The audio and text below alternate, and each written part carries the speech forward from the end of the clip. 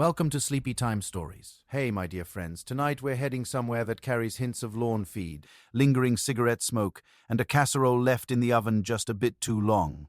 We're stepping into 1970s American suburbia, not the dreamy, soft-focus version you see in movies, not that golden glow where everyone waves from porches and life feels like one endless barbecue.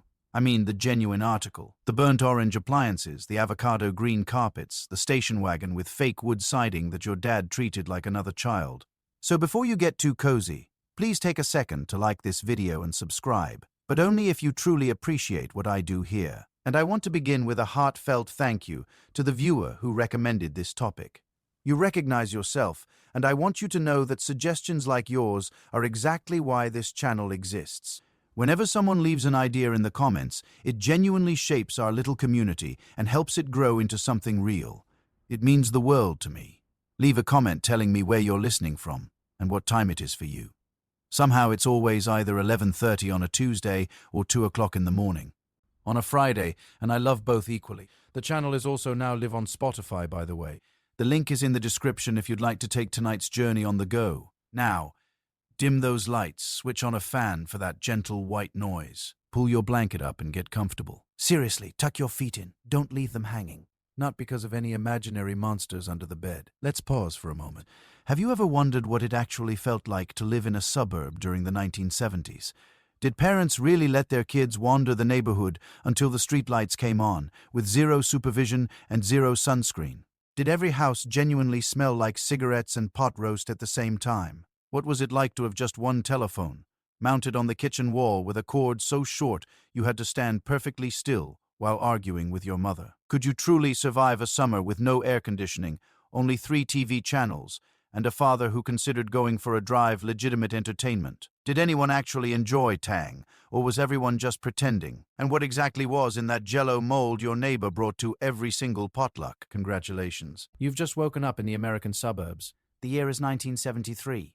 You have shag carpeting between your toes, a mild headache from your parents' cocktail party last night, and absolutely nothing on television except a test pattern and a man in a plaid blazer talking about the weather. Welcome home. You live in a ranch-style house, which sounds impressive until you realize it simply means everything is on one floor and the ceiling is low enough that your 6-foot uncle has to duck through the hall bathroom doorway. The outside is covered in either brick veneer or aluminum siding in a beige shade that doesn't have a name because nobody wanted to claim it. There's a 2-car, garage 1 car. One wall of accumulated odds and ends and a front lawn your father mows with the kind of devoted intensity usually reserved for cathedrals. Inside, the living room is a museum of the era. A plaid sofa that scratches the backs of your knees. A console television the size of a small refrigerator. Wall-to-wall carpeting in a burnt orange hue that hides stains because it is itself the color of a stain. And a single decorative lamp shaped like an owl whose eyes glow amber in the dark and have been giving the neighborhood children nightmares since 1971. The hallway is narrow, not uncomfortably narrow. Just narrow enough that 2 people passing in opposite directions have to perform a little sideways shuffle, a brief dance of cohabitation that happens about 40 times a day, and that no one ever mentions because it has simply become part of moving through the house. The walls of the hallway are paneled in a dark wood-look laminate that soaks up light like a personal ambition, lined with school photos in a row that tells the story of every haircut you've ever survived. At the end of the hallway, the bathroom, we will return to the bathroom. The kitchen is harvest gold. The refrigerator is harvest gold. The stove is harvest gold. The backsplash tile is a slightly different shade of harvest gold, which the designer of 1969 considered a sophisticated contrast, and which you now understand as the color theory of someone who had made a commitment and was seeing it through. The countertops are a laminate printed to suggest marble, though the suggestion is tentative at best, the way a crayon drawing suggests a horse. There is a spice rack on the wall with small labeled jars containing dried herbs. BS that have not actively spiced anything since approximately the previous administration. The bedrooms are small and specific. Your parents' room has a queen-sized bed with a headboard that incorporates built-in nightstands, and reading lamps in a design that seemed futuristic in 1970 and now simply seems like a decision. Your room has a twin bed, a dresser with a mirror, and shag carpet deep and forgiving, the kind you can lose a pencil in and find 3 months later when you're looking for something else. Your sibling's room is across the hall and shares a wall thin enough that every conversation, argument, and midnight snack is a shared experience, whether anyone consented to that arrangement or not.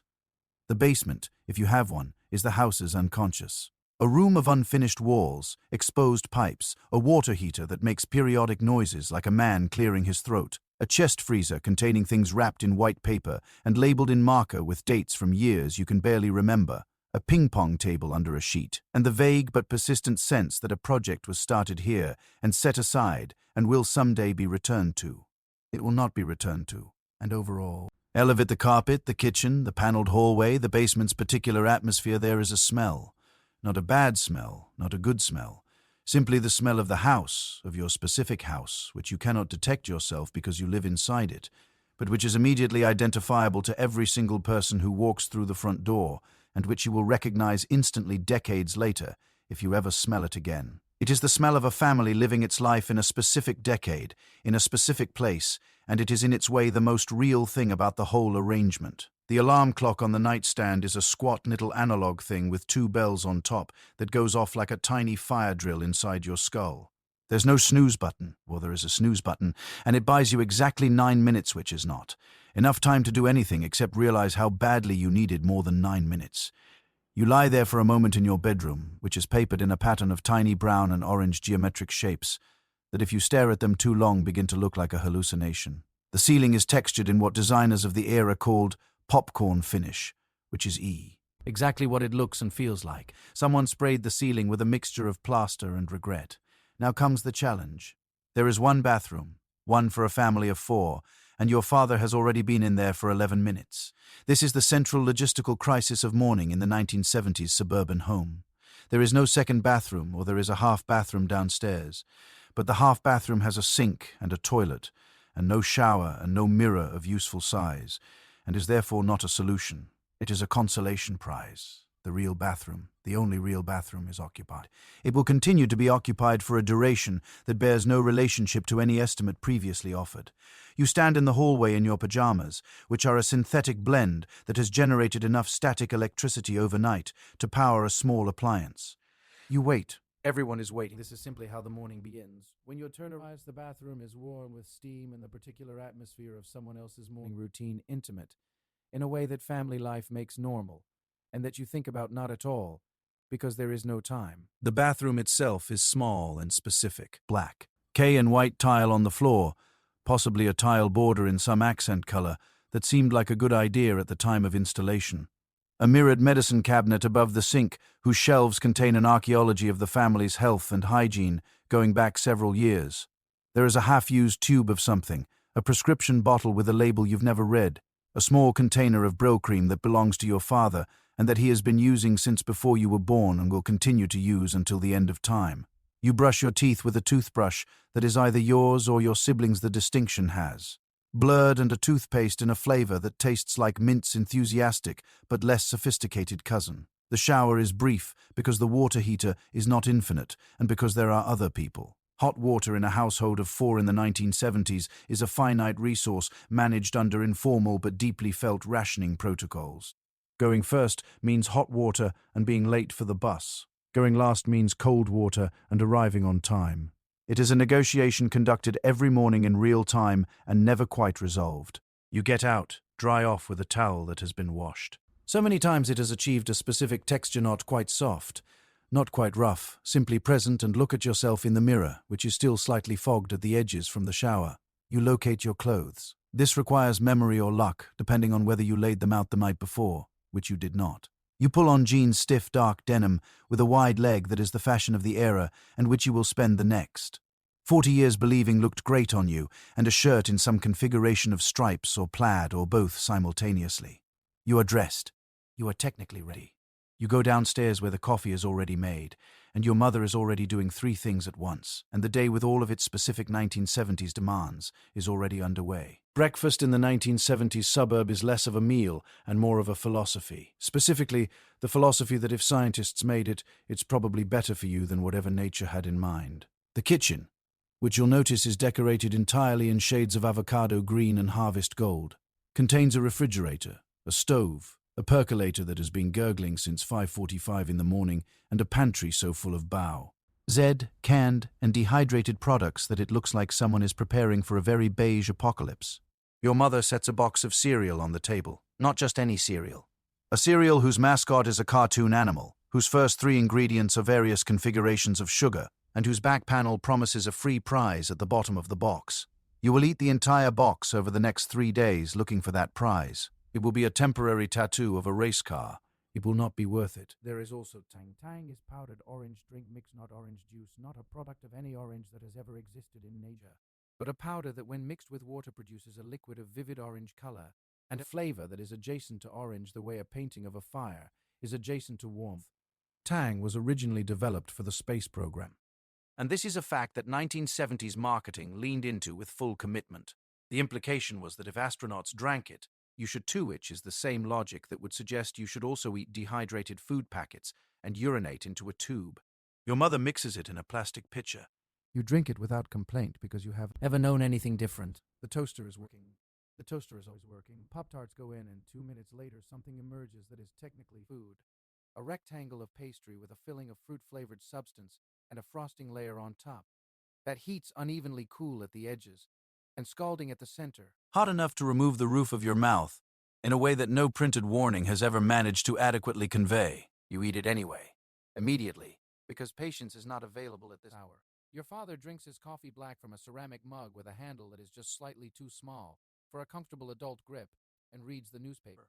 The newspaper arrives every morning tossed from a moving car onto the driveway at an angle. That deposits it either in the bushes or in a shallow puddle with statistical regularity.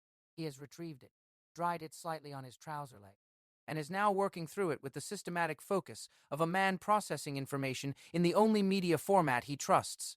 If something in it is interesting, he will read a portion aloud to your mother, who will respond without looking up from whatever she's doing, and this exchange will constitute the news briefing for the household. Eggs appear on some mornings, scrambled in a pan with butter, not olive oil. Never olive oil. Olive oil is not something your mother keeps in this kitchen in 1973, because olive oil is for Italian restaurants and people who have traveled. Bacon appears on weekends, filling the kitchen with a smell so aggressively pleasant that it constitutes a form of alarm clock for anyone still asleep. Pancakes appear when someone has the time and the will, made from a mix in a box poured onto a cast-iron griddle that has been in the family longer than some of the children. Nobody discusses nutrition. The word nutrition, as a practical consideration in daily food choice, is not yet part of the morning conversation. Calories are not counted, at least not at this table at this hour. You eat what is put in front of you, or you eat what you can find, or you leave without eating and spend the hours until lunch operating on tang and optimism. Either way, the day has begun, and the kitchen warm and loud and gold has done its job.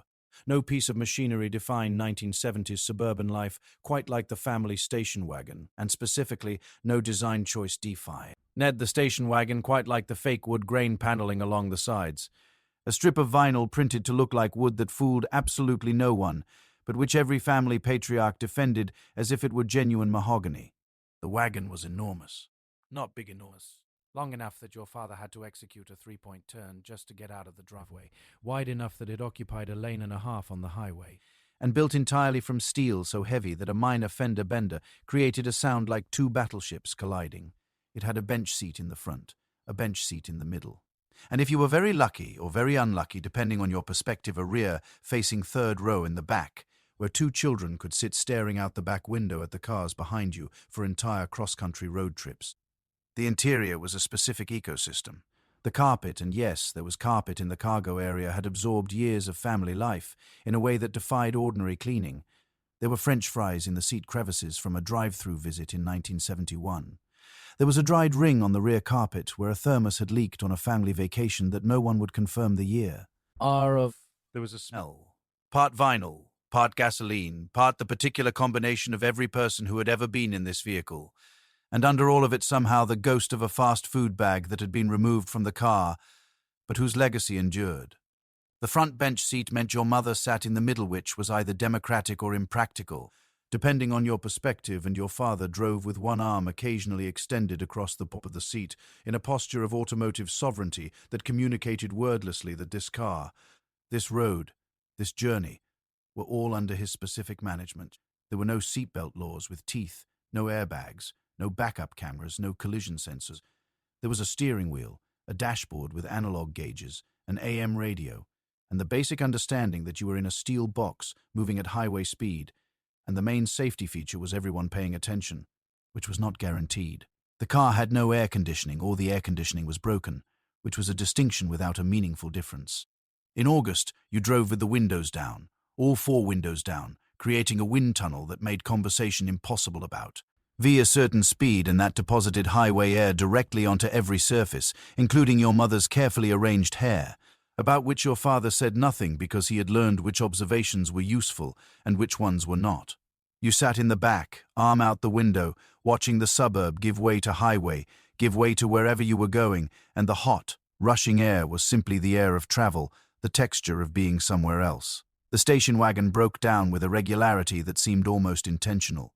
Not catastrophically, not at the side of the road in the rain though, that too, at least once. With everyone standing on the shoulder, while your father looked at the engine with the expression of a man who knows he is looking at a problem, but not the solution to the problem. More often, it was a slow decline, a squeal that appeared and was noted and was not addressed until it became something else, a shimmy at highway speed that everyone agreed to call character. Maintenance happened on the driveway on Saturday afternoons, your father, underneath the car, on a piece of cardboard handing requests for tools upward. You handed tools. This was participation in the station. Tian wagon carried everything: groceries, children, camping gear, Christmas trees strapped to the roof with bungee cords, and a specific knot your father believed in deeply: furniture from relatives, the occasional neighbor who needed a ride. It was a vehicle of infinite practical utility and zero glamour, and it was beloved in the way that things you depend on entirely and never compliment tend to be beloved. It was simply there in the driveway, waiting, the family's mobility, the era's most honest automotive statement.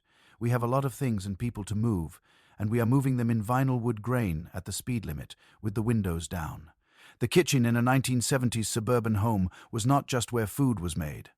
It was the nerve center, the command post, the room where everything happened, including arguments, homework, phone calls conducted in a whisper with the cord stretched as far as it would go, and at least 3 conversations simultaneously about 3 completely different things. The countertops were laminate, usually in a pattern involving small flecks of gold or brown, designed specifically to hide crumbs, while simultaneously making everything look slightly dirty even when it was clean. The floor was linoleum, sometimes patterned to look like tile, sometimes patterned to look like brick, always patterned to look like something it was not. There was a kitchen table with chrome legs and a vinyl top, surrounded by chairs that made a specific sound when you slid them across the linoleum. A sound your father asked you to stop making approximately 400 times between 1970 and 1978. The refrigerator was a monument, not metaphorically, physically, a large, humming harvest gold box of mechanical commitment that maintained the household's food supply and also served as the family's notice board, covered in a rotating exhibition of school schedules, doctor's appointment reminders, drawings held up by magnets shaped like fruit, and a grocery list that was perpetually half-complete because someone, and it was always someone. Never a specific named person had used the last of something and not written it down. The interior of the refrigerator was organized according to a system that only a mother fully understood, and that collapsed immediately whenever anyone else attempted to put something away. The stove had 4 burners and an oven, and it ran constant. Lie during the productive hours of the day. Breakfast was made on it. Lunch was made on it. Dinner was made on it, beginning in some cases as early as 4 in the afternoon, when the particular smells of the evening meal began to fill the house and announced to everyone within range that something was being managed and that someone was managing it. The something was often a casserole. The 1970s were the golden age of the casserole, a form of cooking that combined protein, starch, and vegetable into a single baking dish in a way that was efficient, warm, and covered in either breadcrumbs or a layer of crushed crackers. Or in the most ambitious preparations, a can of condensed cream of mushroom soup, which served as both sauce and seasoning, and which appeared in so many recipes of the era that it might as well have been a food group. The kitchen was also where homework was done at the table in the late afternoon while your mother moved. Between the counter and the stove and the refrigerator, in a choreography so practiced it had become invisible. She asked how school was. You said fine. She asked what fine meant. You said this exchange occurred every day with a reliability. Scheduled event, and was satisfying to neither party, and was continued anyway, because it was the shape of the conversation, the form of checking in. And form in the 1970s suburb carried significant weight. The trash compactor, if you had one, and having one was a specific mark of domestic modernity in this era, was under the counter, and made a sound when operating that shook the cabinet door and impressed guests in a way that now seems impossible to explain. The dishwasher cycled in the evening and provided a reliable background sound for the hours after dinner.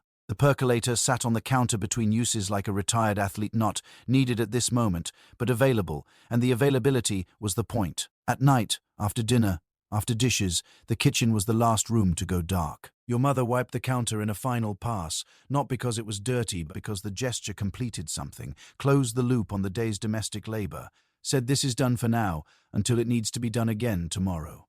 The linoleum floor gleamed faintly under the under-cabinet light left on against the dark. The refrigerator hummed. The kitchen rested, and the house briefly was quiet. Talk about the women who ran these households, because the 1970s suburb did not run itself, and it certainly did not run on the efforts of the man who left at 8 and came home at 6 and considered mowing the lawn on Saturday his primary domestic contribution. The suburban housewife of the early 1970s was operating inside a system that had spent several decades telling her that her highest calling was a clean floor.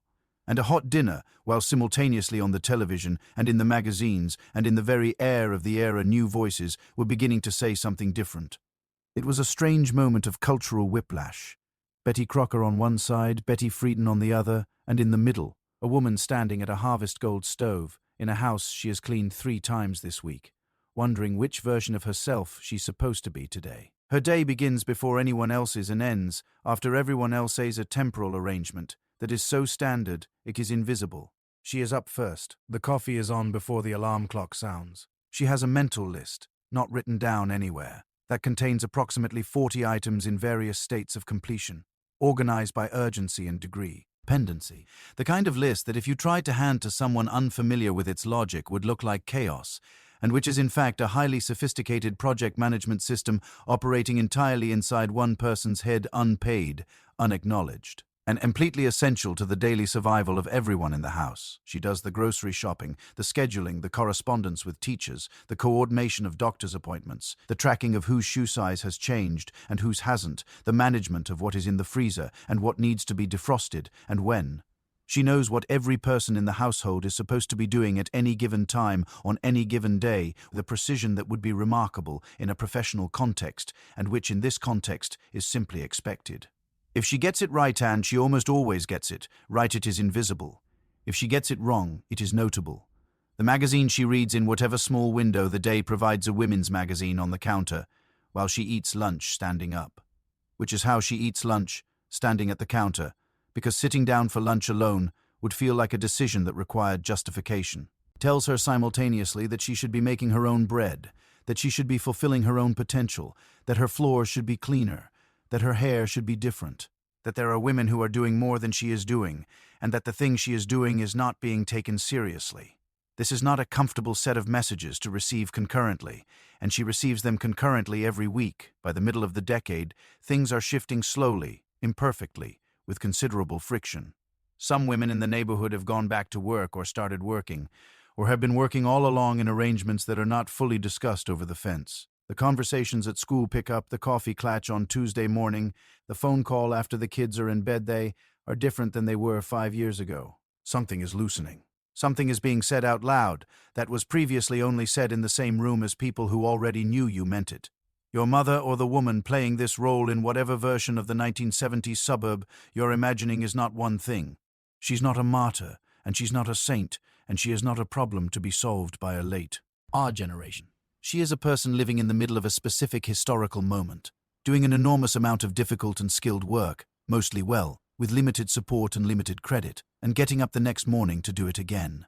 That is the actual job. It is, by any reasonable measure, a real one. The 1970s suburb was many things, but it was never anonymous. Your neighbors knew your car, your schedule, your approximate grocery budget, and whether or not you'd had a rough week based purely on whether your lawn had been mowed.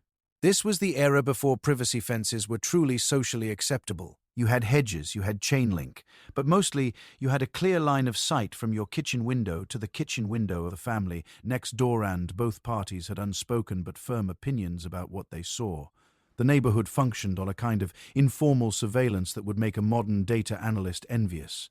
Mrs. Peterson 3 houses down knew when you got home, who visited and how long they stayed.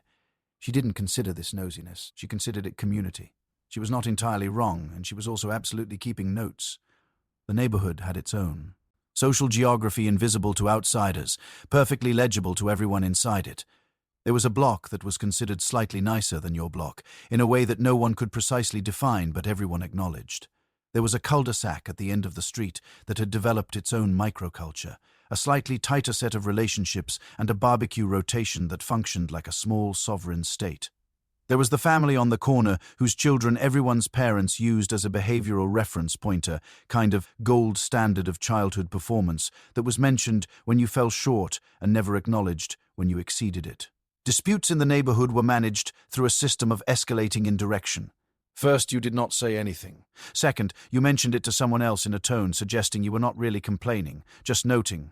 Third, you mentioned it slightly more directly to a mutual party. Fourth, you said something briefly in a way that allowed the other party to respond without either of you having to acknowledge that this was a conflict rather than a casual conversation about a matter of shared interest. Then the dispute was over. Her resolved or became a permanent feature of the relationship, a low-grade ambient tension that lasted for years and was referenced at family dinners, with a tone suggesting ancient grievance, and an anecdote involving a property line or a dog, or both. The Neighborhood Watch was not yet an official program with signs and meetings.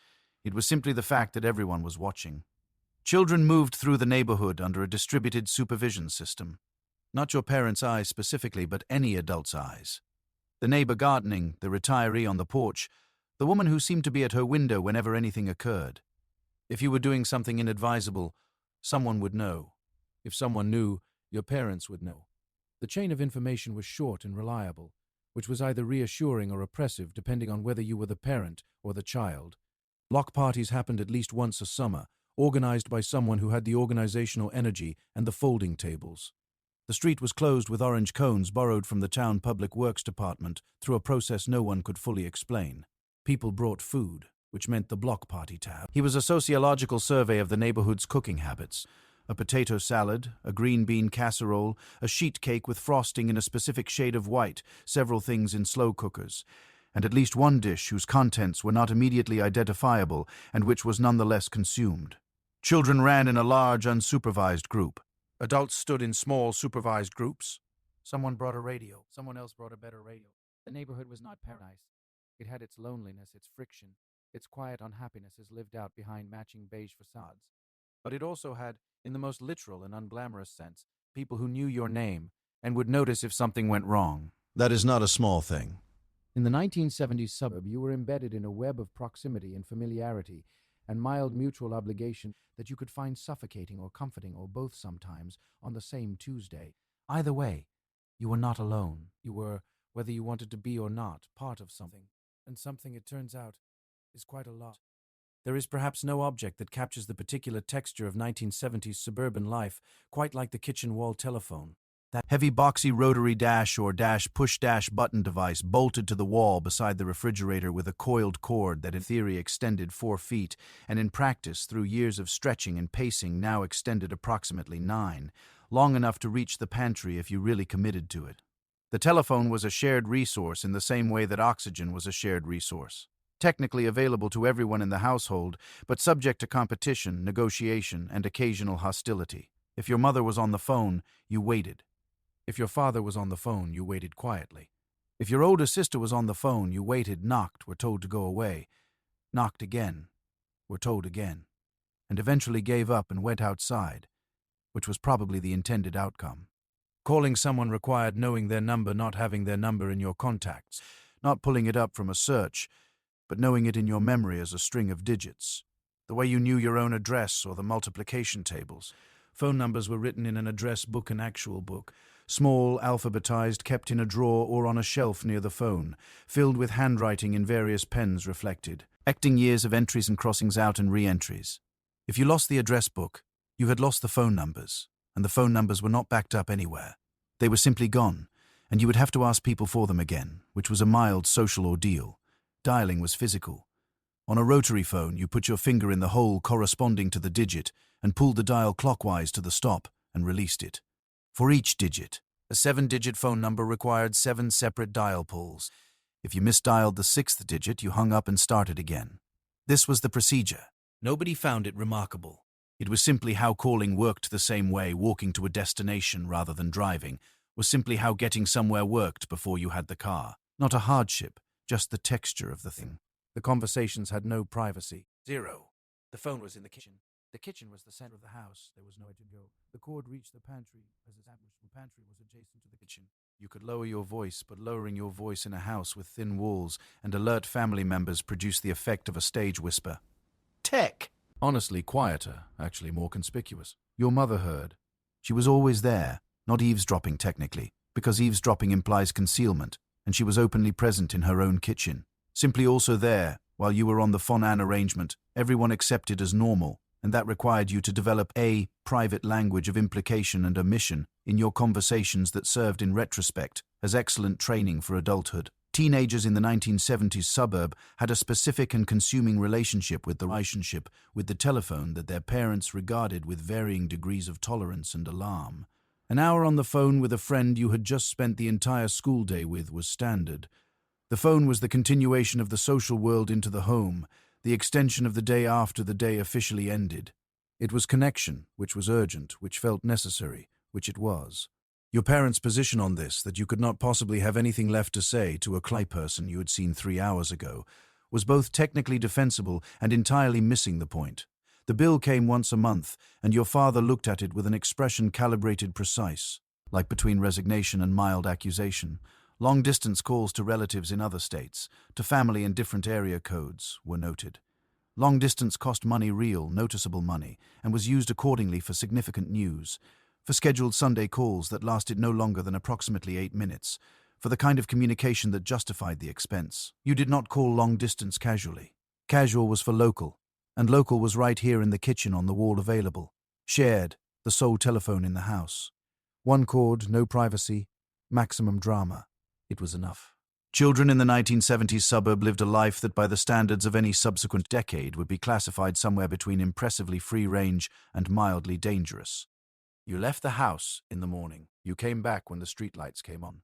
What happened in between was entirely your business, and no one was tracking it on a phone because there were no phones in your pocket. There was one phone, and it was on the kitchen wall, and it was not coming with you. You roamed, this is the only word for it. You roamed the neighborhood, the empty lots, the drainage ditch behind the elementary school.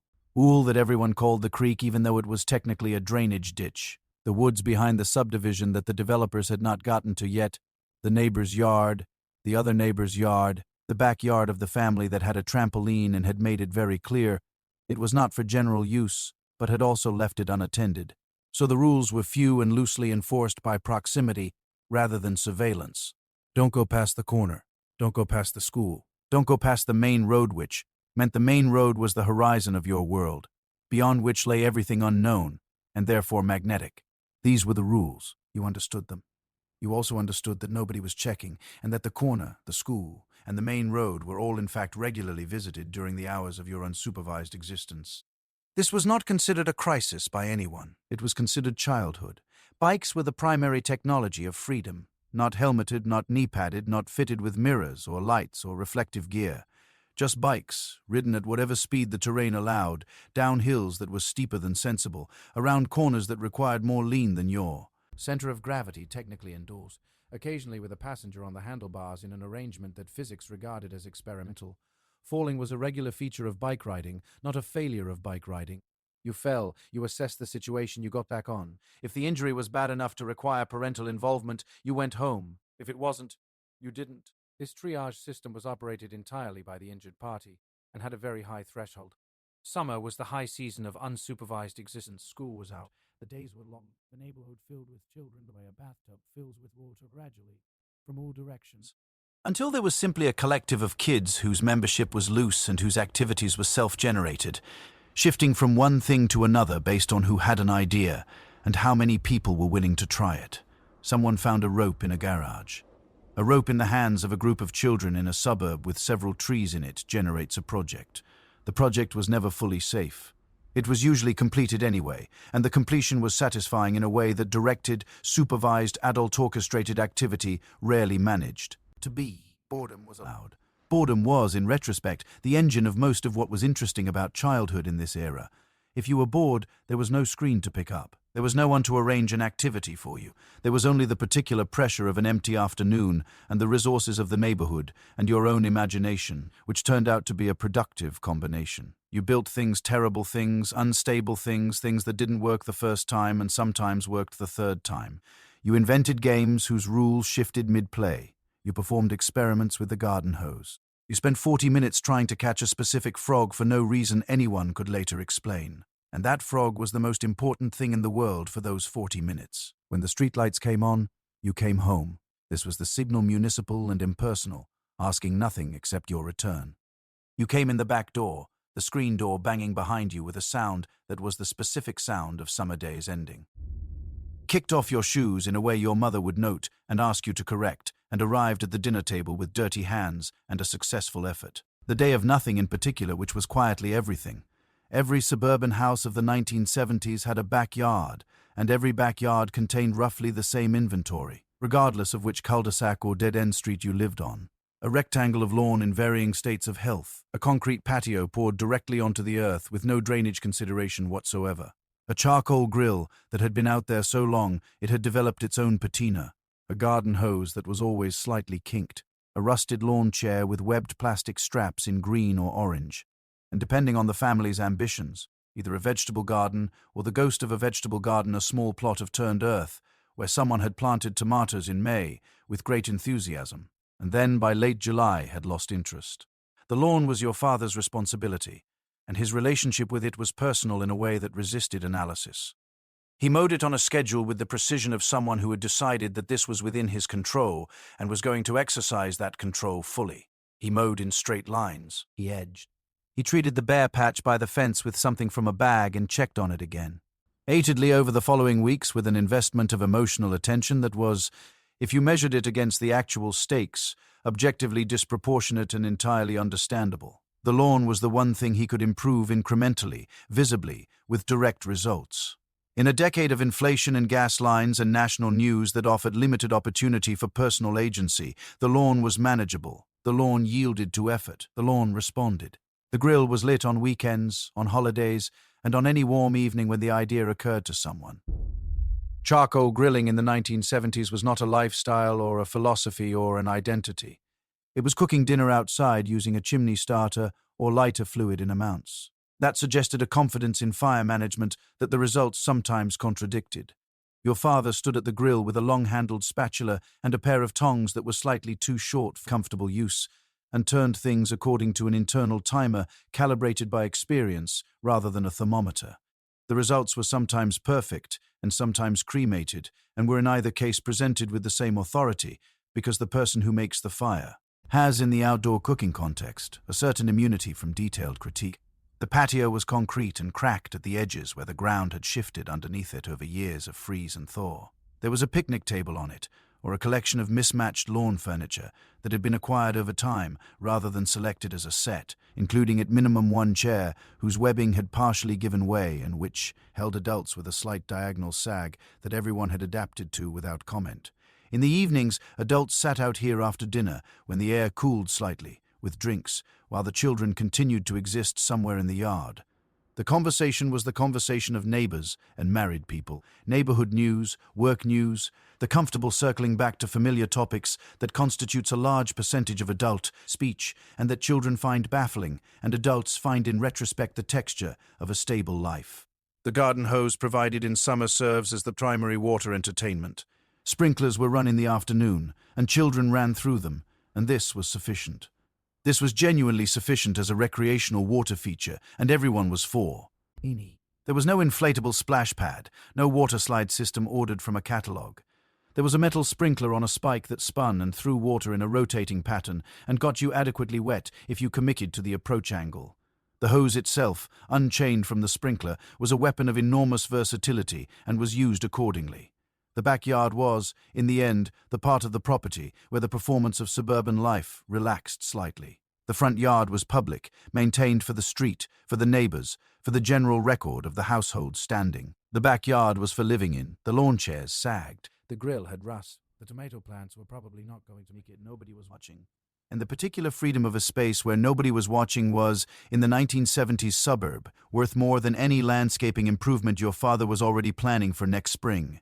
There is a specific moment in the daily life of the 1970s suburb that functions almost like a liturgical event.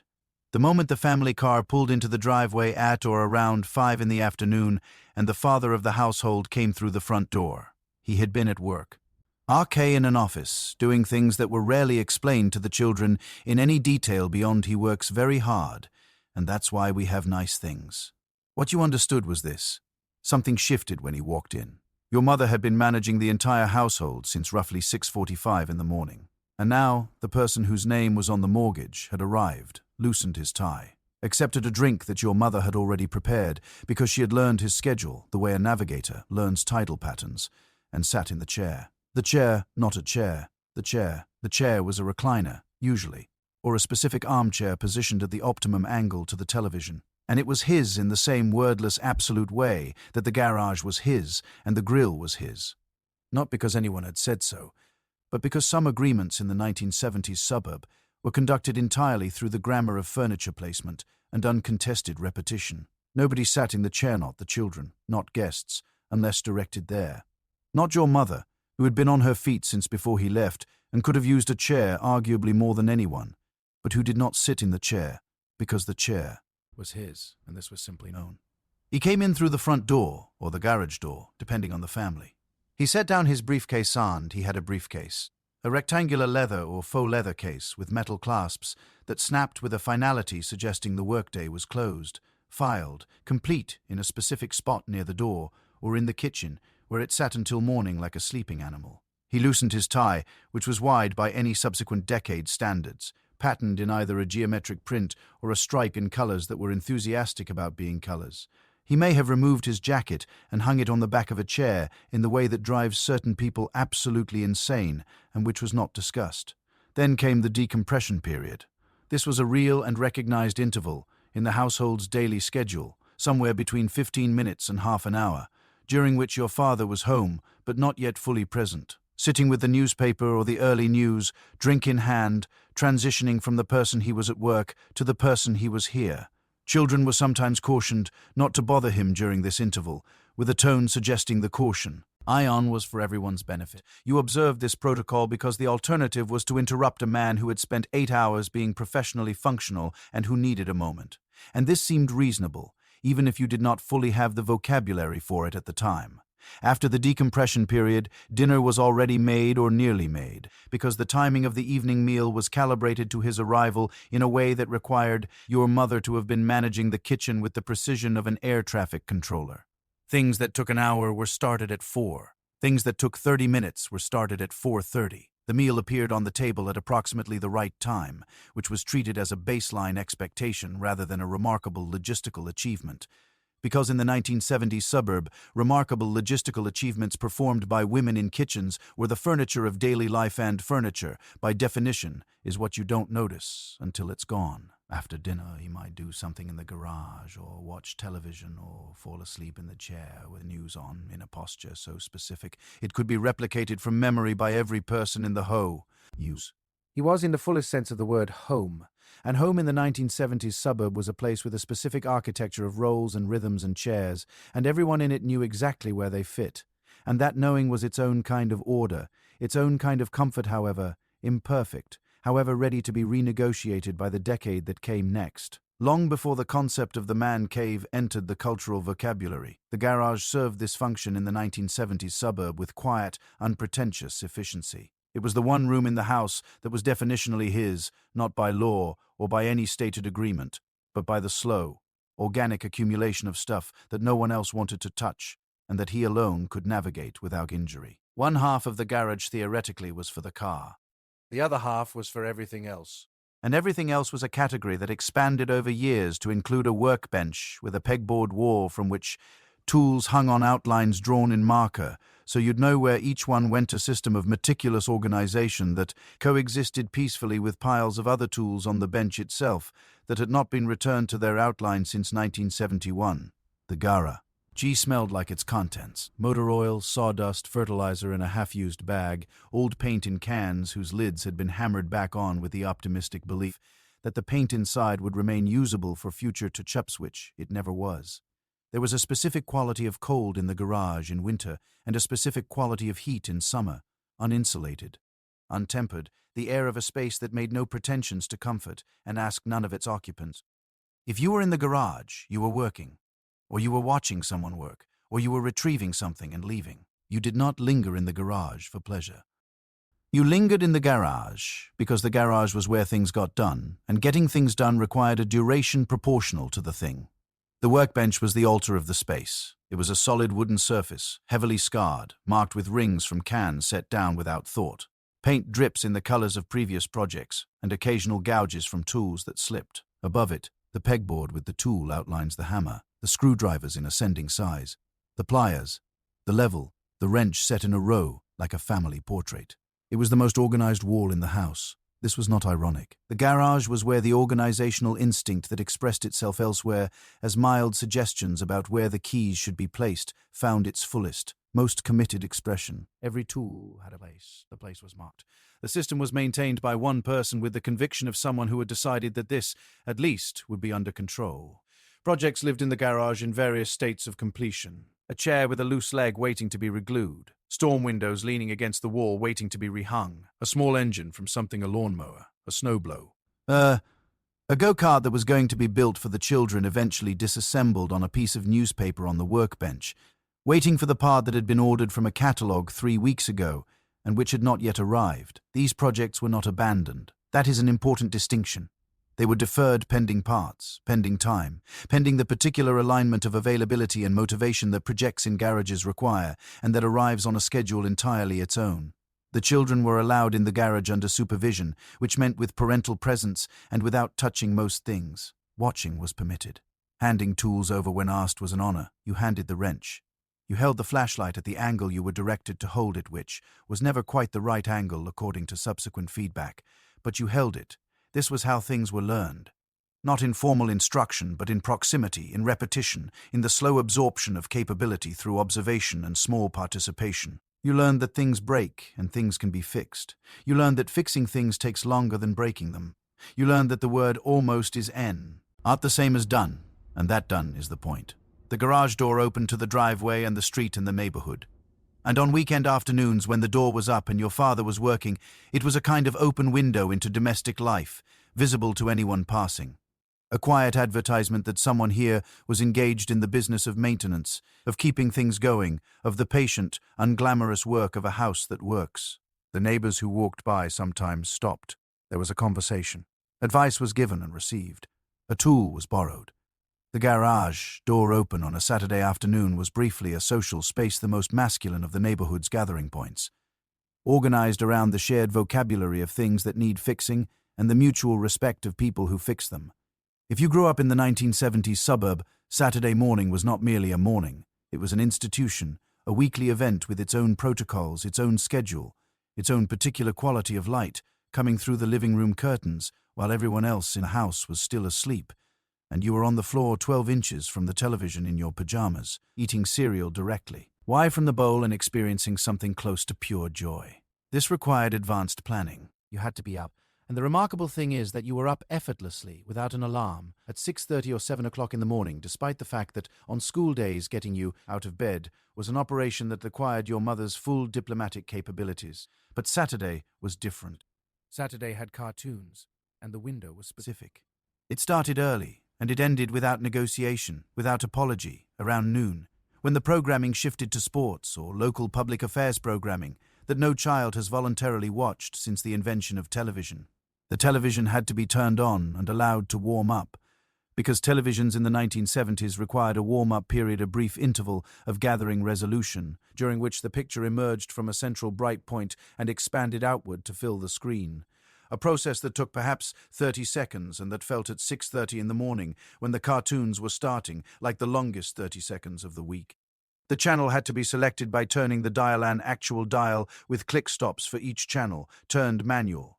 Lie by hand by you, because you were right there, and the remote control was either broken, missing, or a concept that had not yet arrived in this household. You found the channel. You adjusted the volume. You sat down on the carpet, close enough to the screen that your parents would later observe that you were going to ruin your eyes, which was medically contested but earnestly believed. The cartoons were specific to the era in ways that subsequent animation would find instructive. There were characters who could fall off cliffs and be reassembled in the next frame. Characters who ran off the edge of things and stayed airborne until they looked down. Characters who absorbed catastrophic impacts and remarked on them with an equanimity that suggested a philosophical relationship with physical consequence. The animation was limited. The same 4 frames of walking cycled, the mouth movement approximate, and none of this mattered at all because the appeal was not technical quality. It was the characters, the voices, the small weekly ritual of being in their company again. You ate the cereal with the focused attention of someone for whom interruption is not acceptable. The cereal was sweet, tea beyond any reasonable nutritional defense, and the milk at the bottom of the bowl when you reached it was faintly colored from the cereal and slightly sweeter than milk should be. And you drank it. Of course you drank it. You held the bowl up and drank the cereal milk because it was Saturday morning and no one was watching and the cartoons were on. And this was, by every measure available to a 9-year-old, a perfect moment. The window closed at noon. When the programming changed, you felt at the specific deflation of the end of Saturday morning cartoons. The week's most reliable pleasure finished until next week. You turned the television off or left it on to something that was not cartoons, and gradually the house woke up around you. Your parents downstairs, coffee made, the particular sounds of a Saturday settling into a different rhythm. The rest of the day was available in the way that unscheduled time is available, wide open, requiring you to fill it yourself. But Saturday morning had been perfect. It had been yours. And next Saturday it would be there again, exactly as promised, starting exactly on time, waiting for you on the floor in your pajamas with your cereal and why. Our 12 inches of carpet between you and everything that mattered. The weekly trip to the supermarket in the 1970s was not the quick 10-minute errand that modern grocery delivery has made grocery shopping feel like a distant memory of. It was an event, a production, something you prepared for, executed with purpose, and returned from slightly exhausted but fundamentally stocked for the week ahead. Your mother had a list written in ballpoint pen on the back of an envelope or a torn piece of paper bag, organized not by category but by the order in which she moved through the store, because she had been going to the same supermarket for 4 years and knew its geography better than she knew the layout of some of her relatives' houses. The supermarket itself was a cathedral of the processed food era, fluorescent lit, faintly humming, stocked floor to ceiling with items that had not existed 20 years ago and whose existence felt to the marketing departments of major food companies like the pinnacle of human progress. The cart had a wheel that pulled slightly to the left, or a wheel that wobbled, and this was simply the cart you had, and you steered around it with the practiced adjustment. T meant of someone who has learned to compensate for a specific problem rather than seek a better cart. The produce section was first. Apples, bananas, iceberg lettuce, tomatoes whose flavor was secondary to their structural integrity, and a cellophane-wrapped package of carrots. Iceberg lettuce was the lettuce. There was not a conversation happening in this suburb in 1973 about arugula. Arugula was not a presence. Iceberg lettuce was cold and crunchy and formed the base of every salad at every dinner table on the block, and nobody felt that anything was missing. The canned goods aisle was long and significant. Canned vegetables, canned fruit, canned soup, specifically condensed soup, specifically the red and white labeled kind, specifically the cream of mushroom variety that appeared in an extraordinary percentage of the era's recipes in the same casually essential way that flour appears in baking. Your mother reached for it without looking, the same way she reached for the coffee and the cereal and the other regulars, the items that were not decided upon each week, but simply restocked, part of the infrastructure of the household, rather than the subject of weekly deliberation. The fridge section held frozen vegetables in bags, frozen fish sticks, frozen pot pies in individual foil tins, and TV dinners, which were a specific product of the era. A complete meal frozen into a segmented aluminum tray, heated in the oven for the time specified on the box, and eaten from the tray itself on the rare evenings when the normal meal routine did not apply. TV dinners were considered a mild luxury of convenience, a small modern miracle, and tasted roughly as their aluminum packaging suggested they might. Coupon clipping was a real and practiced domestic skill. Your mother clipped coupons from the Sunday circular with small scissors kept in a kitchen drawer for this purpose, and organized them in a small envelope or a folded section of paper, and presented them at the checkout with the focused efficiency of someone who has done the arithmetic and knows exactly what they're saving. This was not embarrassing. This was competent household management, and the checkout clerk processed the coupons with the same efficiency, and the total adjusted accordingly, and the difference was noted with satisfaction. The bags were paper double-bagged for heavier items carried to the car in a number of trips determined by how much you had bought and how many people were available to carry, and then carried from the car into the kitchen and unpacked in a specific order that your mother managed with the authority of someone returning inventory to its proper location. The refrigerator received its items. The pantry received its items.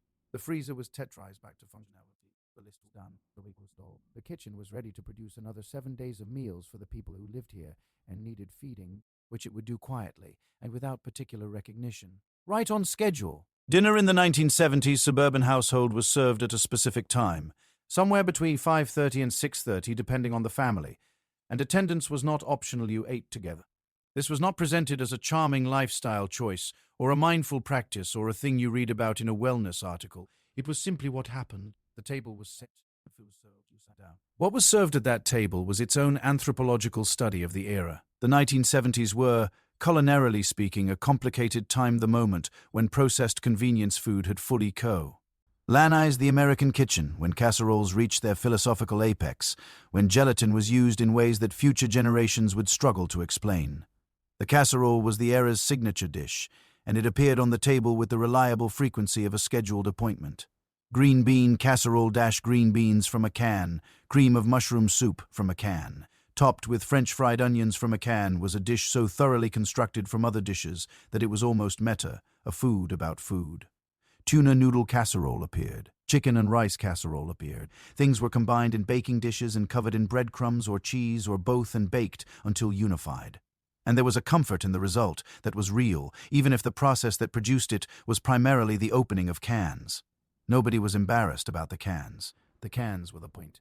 The cans were the modern miracle, the victory over the labor that previous generations of women had spent entirely in the kitchen. The can meant dinner in 45 minutes. The can was progress. The Jell-O mold deserves its own consideration because it is the dish of the era most likely to produce in later generations a response somewhere between confusion and genuine concern. Gelatin flavored and colored, set in a decorative mold overnight, and then turned out onto a plate as a wobbling, gleaming centerpiece that might contain suspended fruit, suspended vegetables, suspended miniature marshmallows. Depending on the ambition and philosophy of its maker, the Jell-O mold could be a salad or a dessert. The line was not clearly drawn. Lime gelatin with cream cheese and crushed pineapple occupied a position on the flavor spectrum that defied simple categorization and appeared at dinner. Tables and potlucks and holiday gatherings with a frequency suggesting either genuine enthusiasm or a very successful marketing campaign, possibly both. The children ate what was served in the amounts determined to be appropriate, and the negotiation around this was the nightly theater of the family dinner. You didn't like something. You expressed this. Your father indicated that this information was not relevant to whether you ate it. Your mother offered a middle position. Eat some of it, you don't have to finish it, just try it. That was tactical de-escalation, and mostly worked because it gave everyone something they could, I would accept. The vegetables were non-negotiable. The vegetable was there, and the vegetable was going to be addressed. It might be peas from a can, slightly soft with a specific texture that canned peas develop, as if the canning process aspires to make them more philosophical than food. It might be green beans or corn or carrots.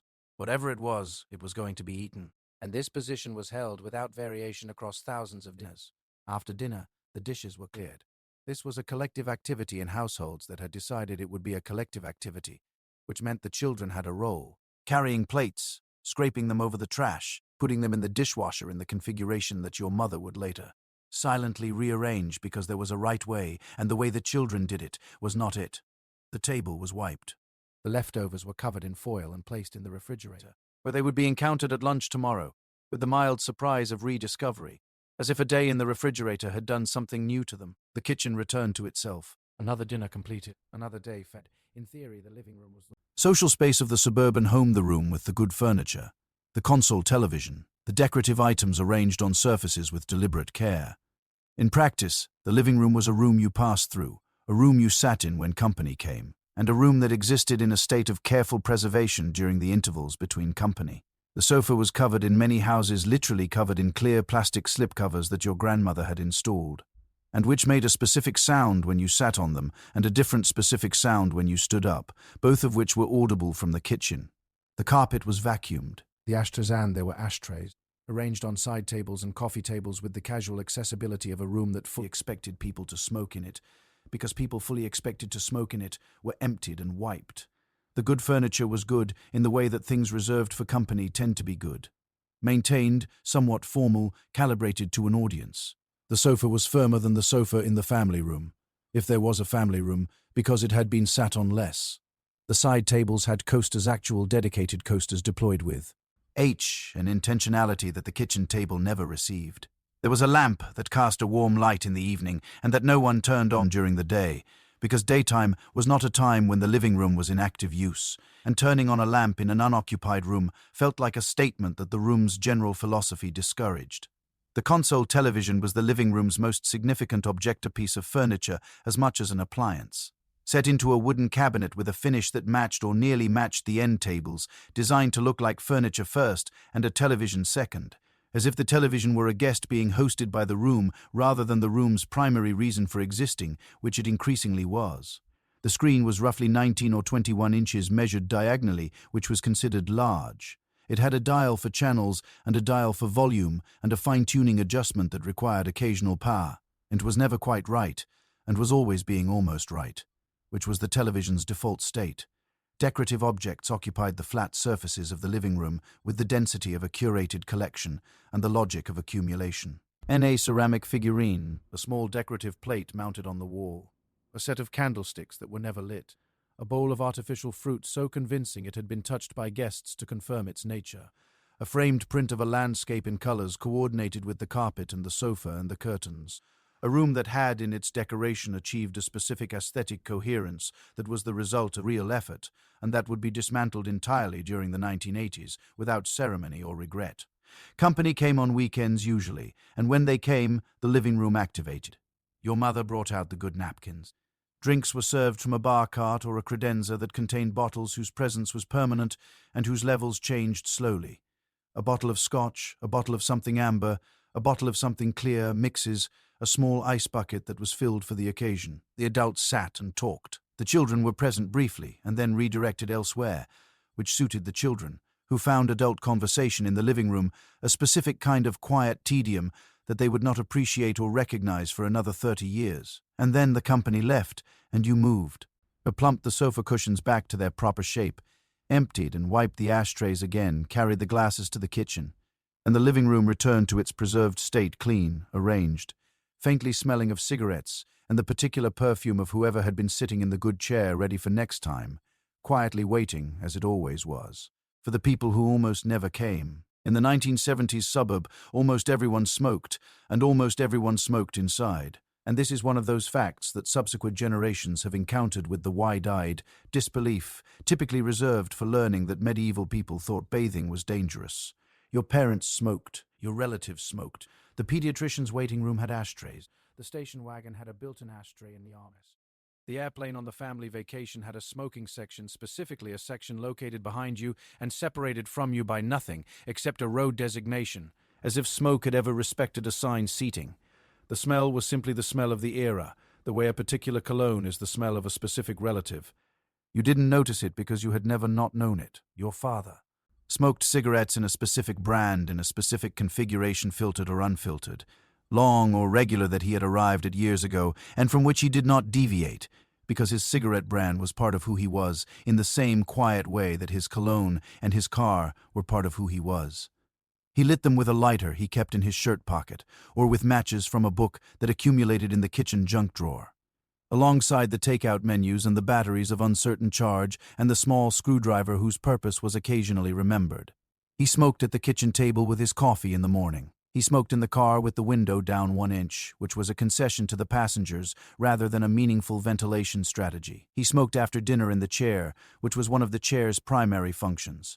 Your mother may also have smoked, more likely inside the house, and at the kitchen table, and possibly also in a particular way and with a particular brand that was advertised toward women in the era of cigarette marketing, with the specific implication that this cigarette was slimmer, lighter, more modern, more consistent with the image of a woman. He was current and capable and had made a considered choice, which she had, the same way she had made every other considered choice in the household, without significant acknowledgement. The ashtray on the kitchen table was a shared resource and was emptied regularly and refilled regularly in a cycle as continuous and unremarkable as the coffee percolating beside it. The smell was everywhere because the smoke was everywhere. It lived in the curtains, in the upholstery, in the carpet, in the clothes in the closet, in your hair when you went to school on Monday morning, carrying the weekend on you in a way that was invisible to you, because you lived inside the smell and could not smell it. The walls above the sofa were a shade slightly different from the walls elsewhere, not dramatically, not noticeably, unless you knew what to look for. The slow deposit of years of indoor smoking on a surface that received it without complaint. The paint held the record of the decade the way rings in a tree hold the record of its years. Guests smoked in your house. You smoked at their houses. It was reciprocal, communal, woven into the social fabric of visiting and being visited. You offered someone a cigarette the way you offered them a drink as, an act of hospitality and inclusion into the comfort of the space. The cigarette case, if you had one, was a small object of genuine elegance in an era that had committed to elegance in its social rituals, even when it was slightly undermining its inhabitants' lung capacity. The understanding that this was medically significant was beginning to arrive in the early part of the decade. The Surgeon General had made the first report in 1964, and the warnings were on the packages, and the information was available.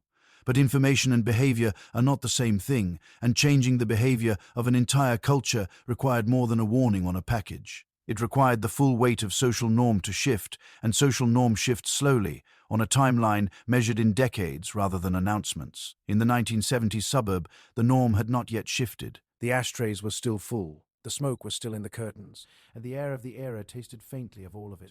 If the 1970s suburb had a summer sacrament, it was the backyard cookouter ritual that combined food, social performance, and a particular form of male identity construction that erred on the management of fire. The host stood at the grill, always the host. The grill was his domain, his stage, his opportunity to demonstrate competence in the one form of cooking that the culture had decided was masculine, which meant it was done outside, involved flame, and required a specific set of tools with unnecessarily long handles. The rest of the food, the potato salad, the coleslaw, the baked beans that had been in the oven since noon, the rolls, the condiments, the table settings, the drinks, the arrangement of lawn furniture, the keeping of children from the flower beds had all been organized by someone else, quietly, inside, when no one was watching. The charcoal situation was a production in itself. Lighter fluid was applied generously, more generously than the instructions suggested because the instructions were conservative, and the desired outcome was a fire that communicated confidence. A match was struck. The result was a brief, controlled flare that was more impressive than dangerous, and that everyone in the vicinity took a small, unconscious step back from before returning to their positions. The coals needed to be grey before the food went on, and the monitor. Eyeing of this greyness was conducted with the focused attention of a man with nowhere else he needed to be and a strong opinion about charcoal readiness. This took longer than people expected. It always took longer. But nobody moved the food to the grill until the coals were right, because that was the standard, and the standard was held. The guests arrived in a sequence that had its own social meaning. The family that arrived first were close friends, comfortable enough not to require a specific time. The family that arrived exactly on time were considerate and slightly formal.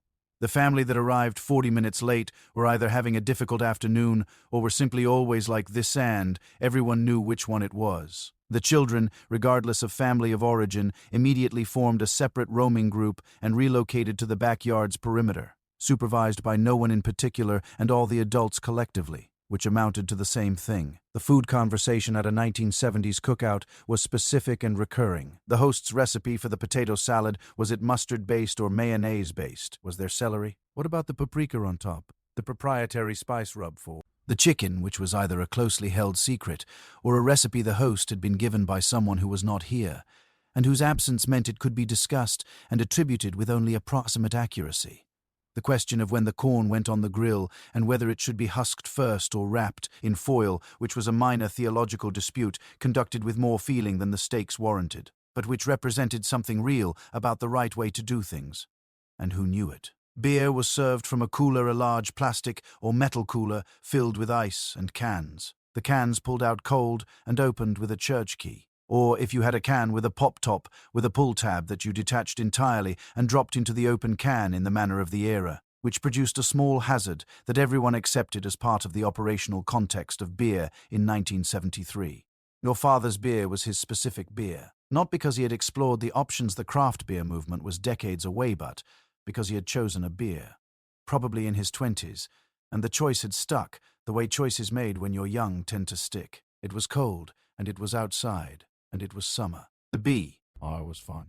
The cookout ended when it ended, not at a stated time, not by plan, but by the gradual loosening of the gathering. The children called in for baths, the cooler getting light, the evening air arriving, and everyone noticing it at once. The host's wife began moving things inside. The host began making movements at the grill that suggested the coals were done with. Guests began collecting their dishes. Whoever brought the potato salad took home the bowl and said their goodbyes in the driveway, which took longer than the inside goodbyes by a factor of approximately 3, because driveway goodbyes are a separate social ritual with their own timeline and their own resistance to conclusion. And then they were gone, and the backyard was quiet, and the grill ticked as it cooled, and it had been a good summer evening, which was enough. Your bedroom was smaller than you realized at the time, because children have a remarkable ability to inhabit whatever space they're given and make it feel like the entire world. The floor was covered in shag carpet, which in a child's bedroom was not the burnt orange or harvest gold of the rest of the house, but something slightly wilder purr. APSA deep green, perhaps a rust red, the kind of color that a manufacturer in 1972 thought children would find exciting, and which was correct, because shag carpet in a bedroom meant you could sit on the floor, actually sit comfortably on the floor. And the carpet would swallow whatever fell into it, including small Lego pieces that you would rediscover years later with the bottom of your foot in the dark. The walls were either painted in a color your mother had chosen and that you had been given limited input into, or papered in a pattern whose selection had involved a trip to the hardware store and a deliberation process that produced ultimately a wallpaper featuring either cartoon characters, geometric shapes, or a repeating nature motif, trees, birds, or something botanical that was meant to be cheerful and calming simultaneously, and achieved this to varying degrees depending on the hour and your mood.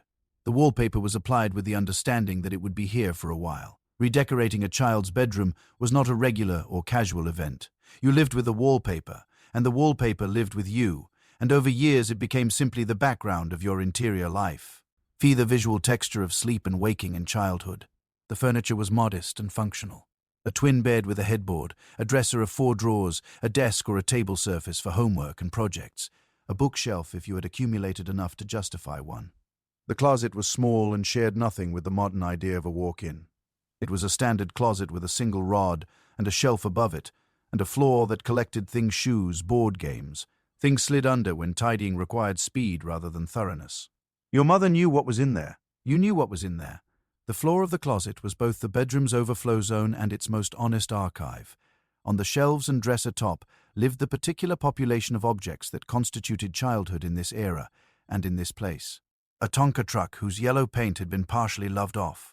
A collection of baseball cards in a rubber band that you had sorted and resorted according to several different organizational systems over the years. A model car or airplane assembled from a kit with plastic cement and then painted with the small brushes that came in the kit, finished to varying degrees of accuracy. A paperback book with a cracked spine, a jar of pennies, a small trophy from a sport you had played briefly and without distinction.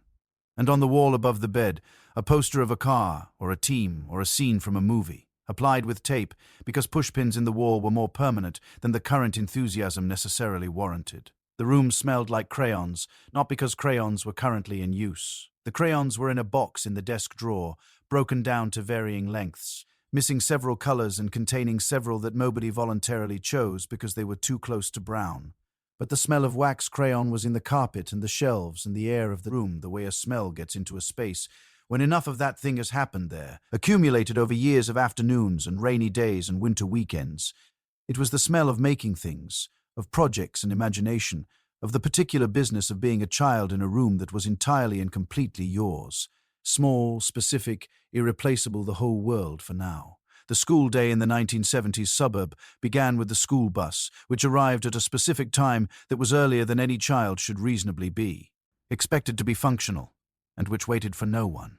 The bus was a yellow vehicle of roughly the dimensions of a small aircraft hangar, driven by a person of legendary patience, heated in winter to approximately the temperature of a functioning sauna, and in possession of a specific smell rubber, metal, the particular atmosphere of 50 children in various states of cleanliness that you could identify blindfolded, and that would resurface in your memory uninvited for the rest of your life. You sat where you always sat. The social geography of the school bus was fixed. Moving from your established seat without a compelling reason was the kind of social transgression that 9-year-olds litigated with the seriousness of international diplomacy. The school building was a specific physical artifact of its era. Either a 1950s brick structure with long corridors and high ceilings and windows that opened with a crank, or a newer open-plan building that had been constructed in the early 1970s, according to a theory of education that believed walls between classrooms were impediments to learning, and that the noise of 30 children doing different activities simultaneously was a stimulant. In a comfortable environment rather than an obstacle to concentration. This theory was reconsidered within a decade. The classrooms in the brick building smelled of chalk and floor wax and particular staleness of a room occupied by children for 6 hours a day since September. The chalkboard was green. The chalk was white and broke at the worst possible moment, with a sound that caused involuntary physical responses in everyone who heard it. The cafeteria served lunch at a time determined by your grade on a rotating schedule that placed you either in the early lunch at 11:15, which felt too early to eat and produced a hunger emergency by 2 o'clock in the afternoon, or the late lunch at 12:45, which felt too late and produced a focus problem by noon. The food was institutional in the truest sense. Square pizza on Fridays, tater tots that were either perfectly golden or slightly translucent depending on the batch, a grey protein of some kind on Wednesdays, chocolate milk in small wax cartons that you opened by pulling the triangular flap, and a fruit cup in syrup that was technically fruit in the way that a window is technically a wall. You ate most of it. You traded the things you didn't eat with. The people sitting next to you, who had different things they didn't eat, an economy of mild dissatisfaction that somehow arrived at equilibrium. Gym class was held in a gymnasium with floors so polished they registered your reflection walking across them, and acoustic properties that amplified every squeak of sneakers into something approaching a physical sensation. The gym teacher was a specific type of person, energetic in a way that seemed personal rather than professional, convinced that the obstacle course they had arranged in the center of the gymnasium represented an opportunity you would thank them for, and in possession of a whistle that was used for purposes of punctuation rather than emergency.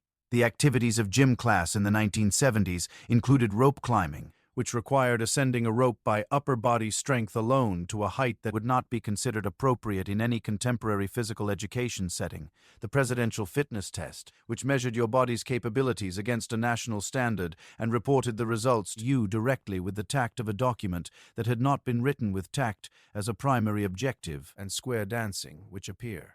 Ed once a year without warning and required you to hold hands with people you had strong feelings about and move in a prescribed pattern while someone called instructions at volume. The school day ended and you got back on the bus, which was hotter in the afternoon than in the morning and therefore smelled more specifically of itself. You found your seat. The bus moved through the neighborhood in the reverse sequence of the morning, depositing children at stops in the order that the route determined. You got off at your stop, walked the distance to your house, and came in the back door, and the school day was done. It had been specific, textured, occasionally tedious, occasionally excellent, and entirely unrepeatable, and tomorrow it would begin again in exactly the same way, which was either reassuring or exhausting, depending on where you were in the week and how the day had gone. The family vacation in the 1970s did not involve booking flights on an app or comparing hotel reviews on a website. It involved your father spreading a paper map across the kitchen table several weeks before departure, tracing the route with one finger, estimating drive time with an optimism that would prove catastrophically incorrect, and announcing we'll leave by 7. You never left by 7. You left by 9:15 after a series of delays, whose specific causes shifted with each retelling but which always concluded the same way.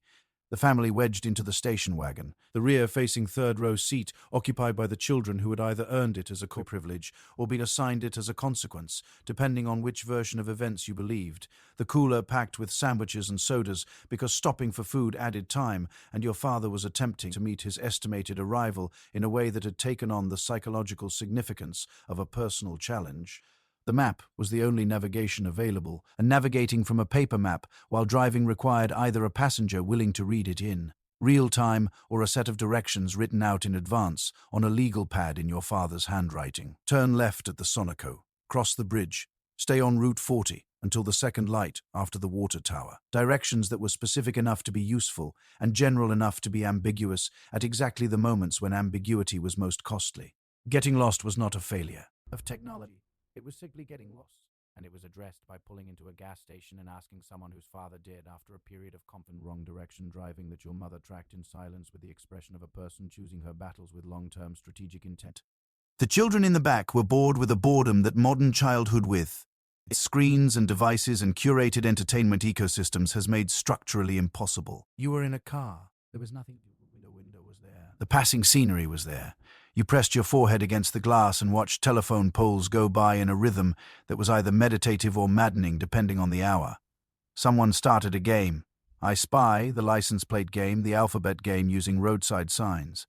And the game lasted between 15 and 45 minutes before collapsing under the weight of a dispute about whether a partially visible sign counted, or whether your sibling was cheating in a way that was difficult to define but completely obvious to you. "Are we there yet?" was asked. The answer was always a variation of "not yet, we just left," Stock asking W. "I'll be there when we get there," which was technically true and completely unsatisfying.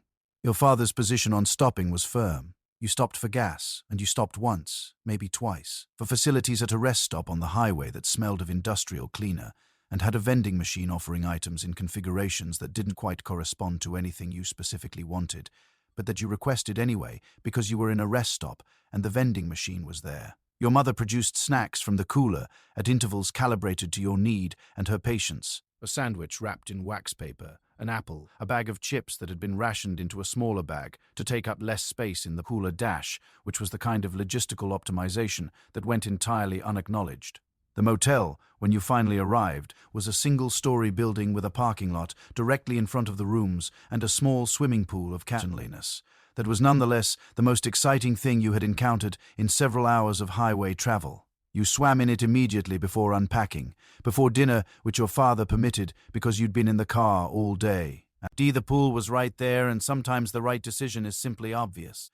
The room had 2 double beds, a television bolted to the dresser, a bathroom with paper-wrapped soap, and a plastic ice bucket, and a heating and cooling unit under the window that made a sound all night that you fell asleep to within minutes of lying down. You had arrived. Tomorrow there would be a destination. Tonight there was the pool and the soap and the television and the particular pleasure of being somewhere that was not home, which was, after 8 hours in the station wagon, more than enough. Television in the 1970s suburb was a negotiation knot between you and a streaming algorithm that had analyzed your preferences and constructed a personalized queue, but between you and the physical limitations of a technology that received signals from the air and translated them imperfectly into a picture. You had 3 channels, possibly 4 if you counted the public television station. And the quality of what you received depended heavily on the orientation of the antenna on top of the set, which someone had to go and adjust by hand while someone else stood in the living room yelling left. No back. Okay. Why stop while the picture phased in and out of legibility? The television was on for a substantial portion of the evening. After dinner, after dishes, the family gathered in the living room not necessarily by enthusiastic choice, but because this was simply what happened and watched whatever was on. There was no watching something later. There was no rewinding. If you left the room at the wrong moment, you missed it, and missing it was forever. The television schedule was printed in the newspaper in a grid, and your mother sometimes consulted it in the afternoon to see what was on that evening, which was the closest thing available to programming choice. You could not choose what to watch in the sense of selecting from a library of options.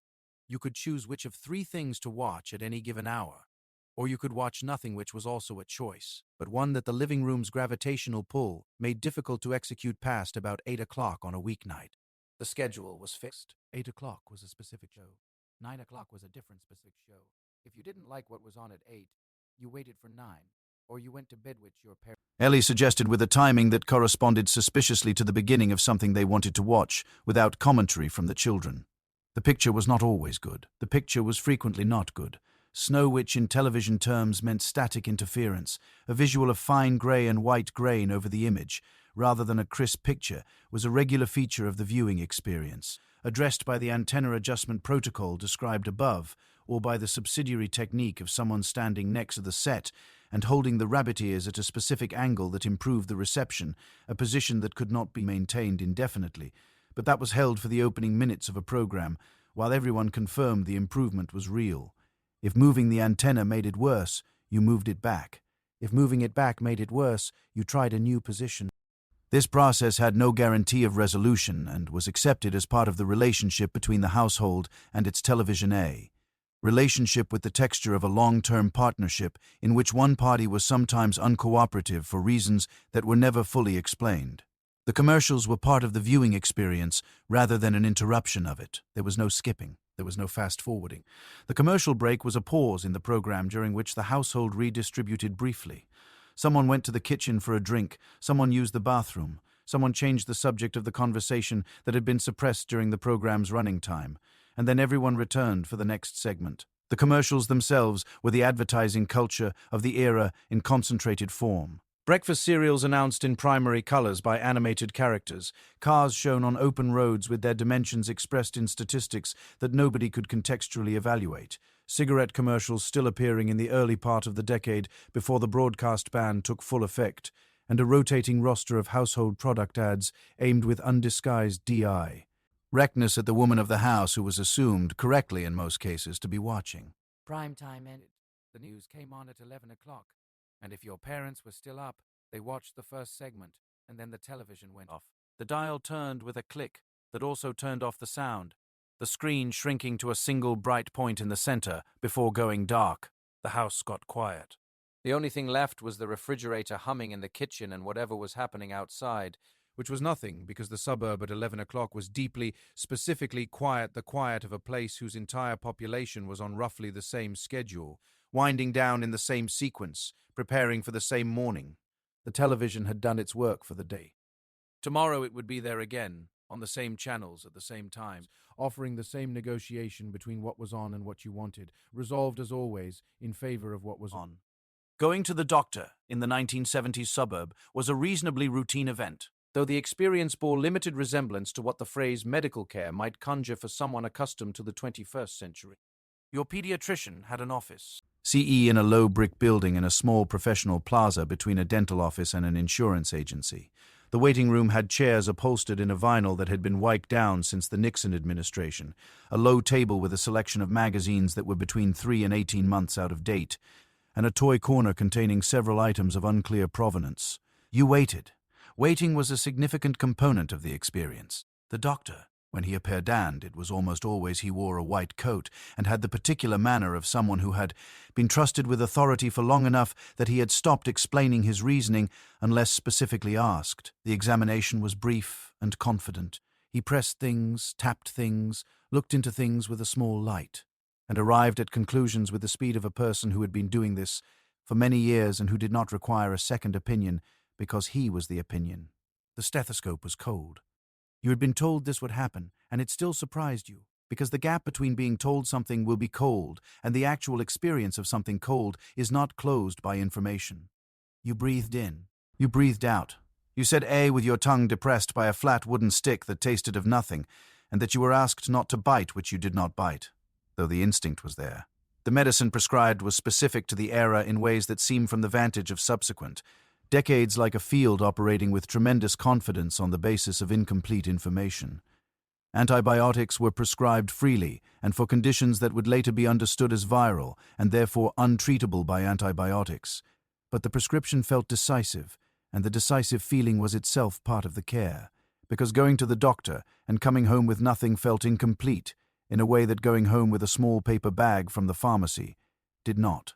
The pharmacy was a short drive away, staffed by a pharmacist who knew your family by name, and who filled the prescription while you waited at the counter and looked at the greeting, cards, and the candy, by the register which was placed there with an understanding of human psychology that required no formal study to implement.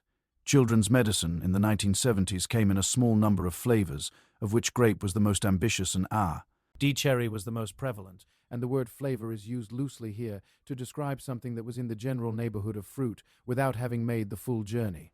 You took it from a small plastic measuring spoon. You made a face. Your mother said it wasn't that bad. You took her word for this as a statement of aspiration rather than fact. The medicine worked or it didn't, and if it didn't, you went back and received a different medicine with a different flavor in the same general family of pharmaceutical fruit impressionism. The family doctor is distinct from the pediatrician. Once you were old enough to graduate to adult medicine operated with a similar authority and a similar efficiency, and the additional characteristic of being someone your parents knew socially.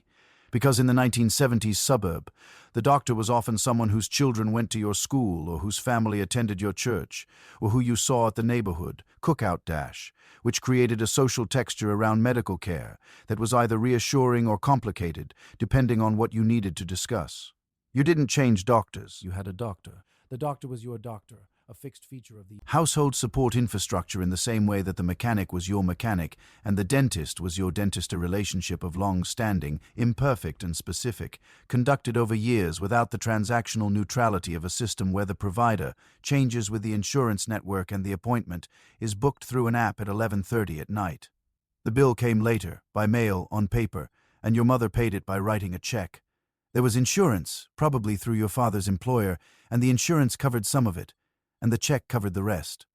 And the rest was not the subject of a billing dispute conducted over 3 months through an automated phone system. It was a number on a piece of paper, then a check, and then it was done, and you were well or you were not yet well but working on it. And either way, the appointment had been made and attended, and the doctor had said his piece, and the cherry-flavored medicine was in the cabinet, and the suburb's quiet faith and professional expertise had been exercised and satisfied for another season. Clothing in the 1970s suburb was making a point, and the point was we are not our parents. The 1950s and 60s have their own claims on American fashion, but by the time the 1970s settled in, the culture had made a decisive turn toward an aesthetic that future historians would describe charitably as bold and less charitably as a group hallucination involving geometric prints, wide lapels, and an agreement that polyester could be the fabric of the future.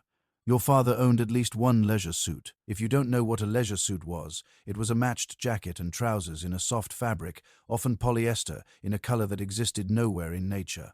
Burnt sienna, deep plum, a particular shade of brown that seemed designed to absorb light rather than reflect it. Cut with wide lapels, worn with a shirt whose collar spread across said lapels like a bird in flight, and constituting an ensemble that its wearer considered sharp, current, and genuinely attractive.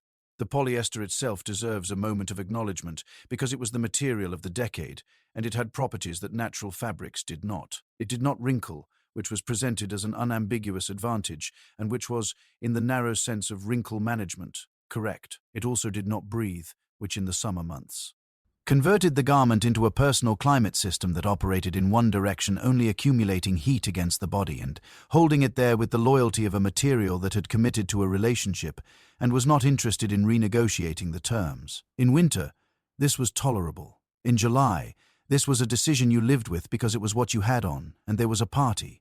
Your mother wore wide-legged trousers with a crease pressed into them and a blouse with a collar that was either pointed or ruffled depending on the occasion, and heels that were not stilettos but were not flats of middle elevation that conveyed effort without distress, which was the precise register of most of her choices. She may have owned a maxi dress long to the ankle, in a print of swirling earth tone colors, floral, geometric. Sometimes all three in a collaboration that the pattern designers of the era pursued with genuine ambition on, which she wore on summer evenings when company was coming, and the occasion called for something that was not the weekday wardrobe, but was not quite formal. The maxi dress was comfortable. This was not an accident. Comfortable and presentable simultaneously. His was the aspiration that the early 1970s offered women in clothing, and that they accepted with the relief of people who had been wearing girdles. The children wore what they were put in, and what they were put in was the era's children's fashion, which shared the adult wardrobe's enthusiasm for pattern and its commitment to polyester, while adding the practical consideration that children destroy clothing at a rate that makes natural fibers a sentimental choice rather than a practical one. Your jeans were wide at the ankle in the style called bell-bottom, which flared below the knee in a silhouette that required a specific length to execute properly, and that you outgrew twice a year, and that collected moisture from the ground as you walked through wet grass in a way that soaked retar, and worked upward over a long day into a wetness that reached your calves by afternoon. Nobody complained. It was the pants. Platform shoes' elevated soles of cork or wood beneath shoes of suede or patent leather were worn by women, by men in certain social contexts, and by teenagers with a commitment to height and a willingness to navigate stairs with elevated caution. The platform added between 1 and 4 inches, depending on the ambition of the shoe in the evening, and the walking surface they provided was wide enough to be stable and narrow enough to be hazardous on uneven ground, which the 1970s suburb had in abundance. The goal was height and the suggestion of a certain kind of confidence, the kind that announces itself through footwear, which is an ancient and consistent human impulse that expressed itself in this decade through cork and suede and the specific sound of platform heels on a linoleum kitchen floor. Fashion in the 1970s suburb was not ironic.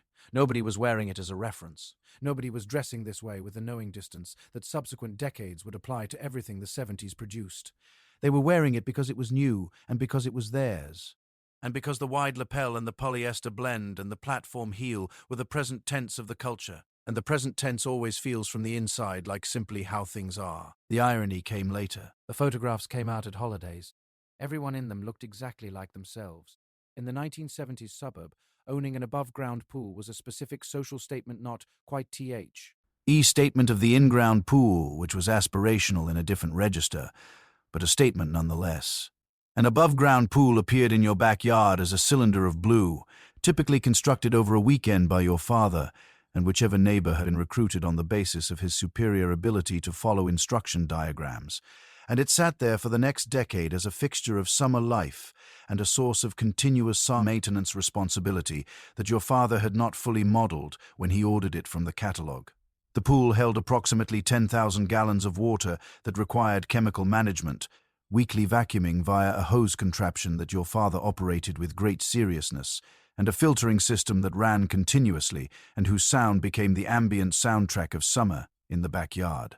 The chemistry of the pool was your father's domain in the same absolute way that the grill and the garage were his domain, and he managed it with the focused application of a man who has taken on a technical responsibility and intends to discharge it correctly, armed with a test kit that measured pH and chlorine levels, and whose results he consulted with the seriousness of a diagnostician. Too much chlorine, and everyone came out of the pool with red eyes and a faint chemical smell that lingered through dinner. Too little chlorine, and the water began its slow turn toward a color that suggested the pool had opinions about being cleaned. The correct level was a narrow target that required consistent attention, and that was achieved perhaps 60% of the time, which, given the variables, was a reasonable performance. The pool arrived as a democratizing force in the neighborhood. Before the pool, summer water entertainment was the sprinkler or the garden hose, or, if you were lucky, a family trip to a public pool where the locker room smelled of chlorine and wet concrete, and the rules were posted on a sign in language that addressed every foreseeable form of behavior except the ones that actually occurred. With the pool in the backyard, you could swim at any time. This was the promise. The reality was that you could swim when the pool was clean, when an adult was available to supervise, and when it was warm enough to make the initial entry, which required a commitment that your body resisted every time, regardless of how many times. You'd done it before, worth the thermal shock of the first 30 seconds. The pool attracted the neighborhood's children with the reliable magnetism of any body of water, and managing this attraction was a social negotiation your mother conducted on an ongoing basis. Some children were always welcome. Some children were welcome sometimes. Some children's parents had not been informed of the pool rules, and their children arrived without those parents' knowledge and needed to be supervised with extra attention, which your mother provided, while also doing approximately 6 other things and making it look like she was simply sitting in a lawn chair. The pool had rules: no running, no diving, no dunking that were stated at the beginning of the summer with authority and enforced with the diminishing rigor that all residential pool rules experience across a long July. Getting out of the pool was not glamorous.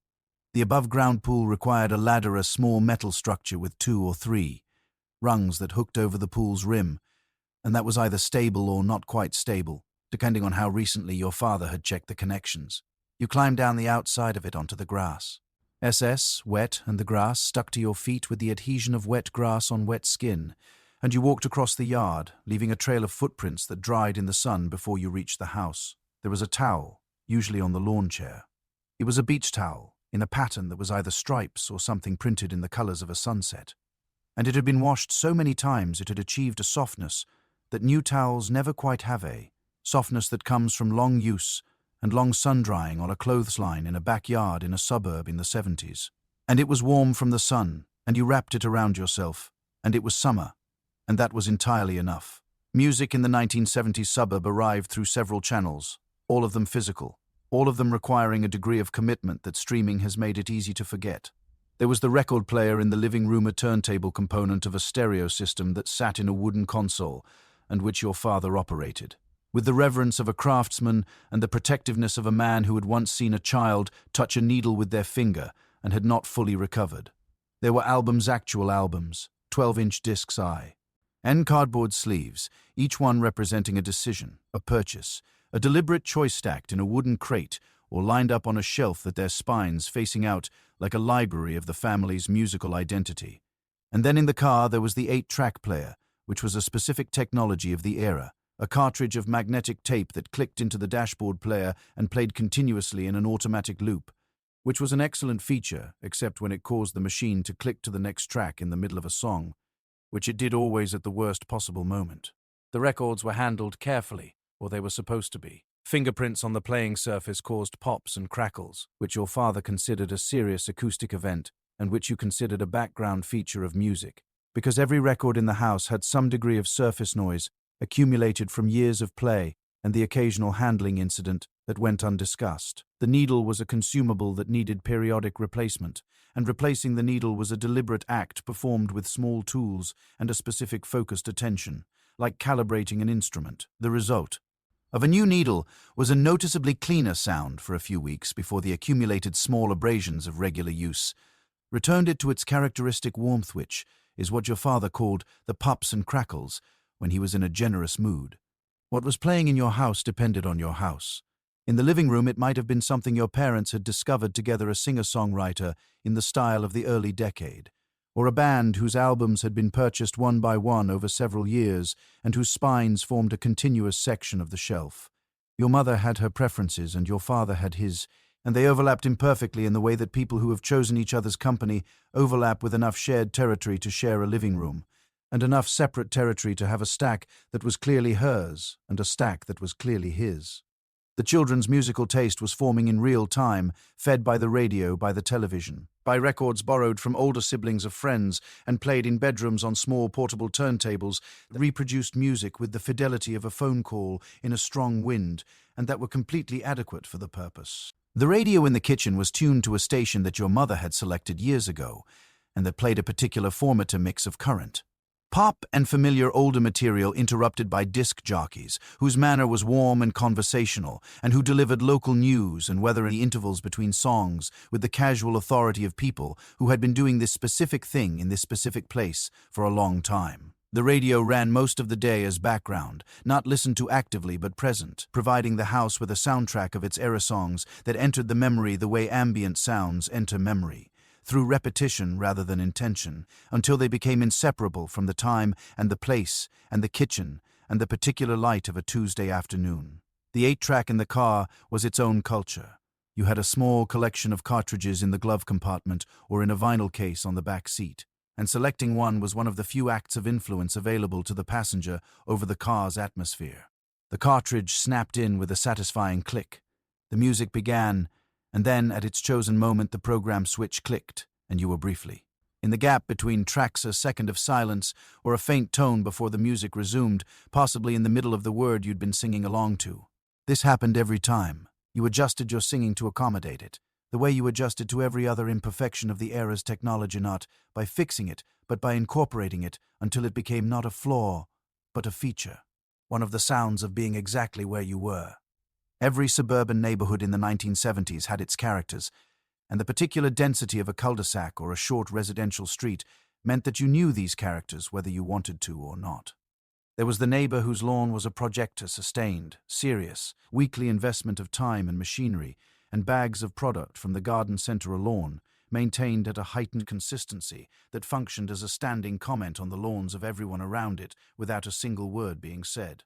There was the neighbor who had the nicest car. There was the neighbor whose Christmas lights were still up in February, which your father mentioned every time he passed the house for reasons you did not fully understand as a child.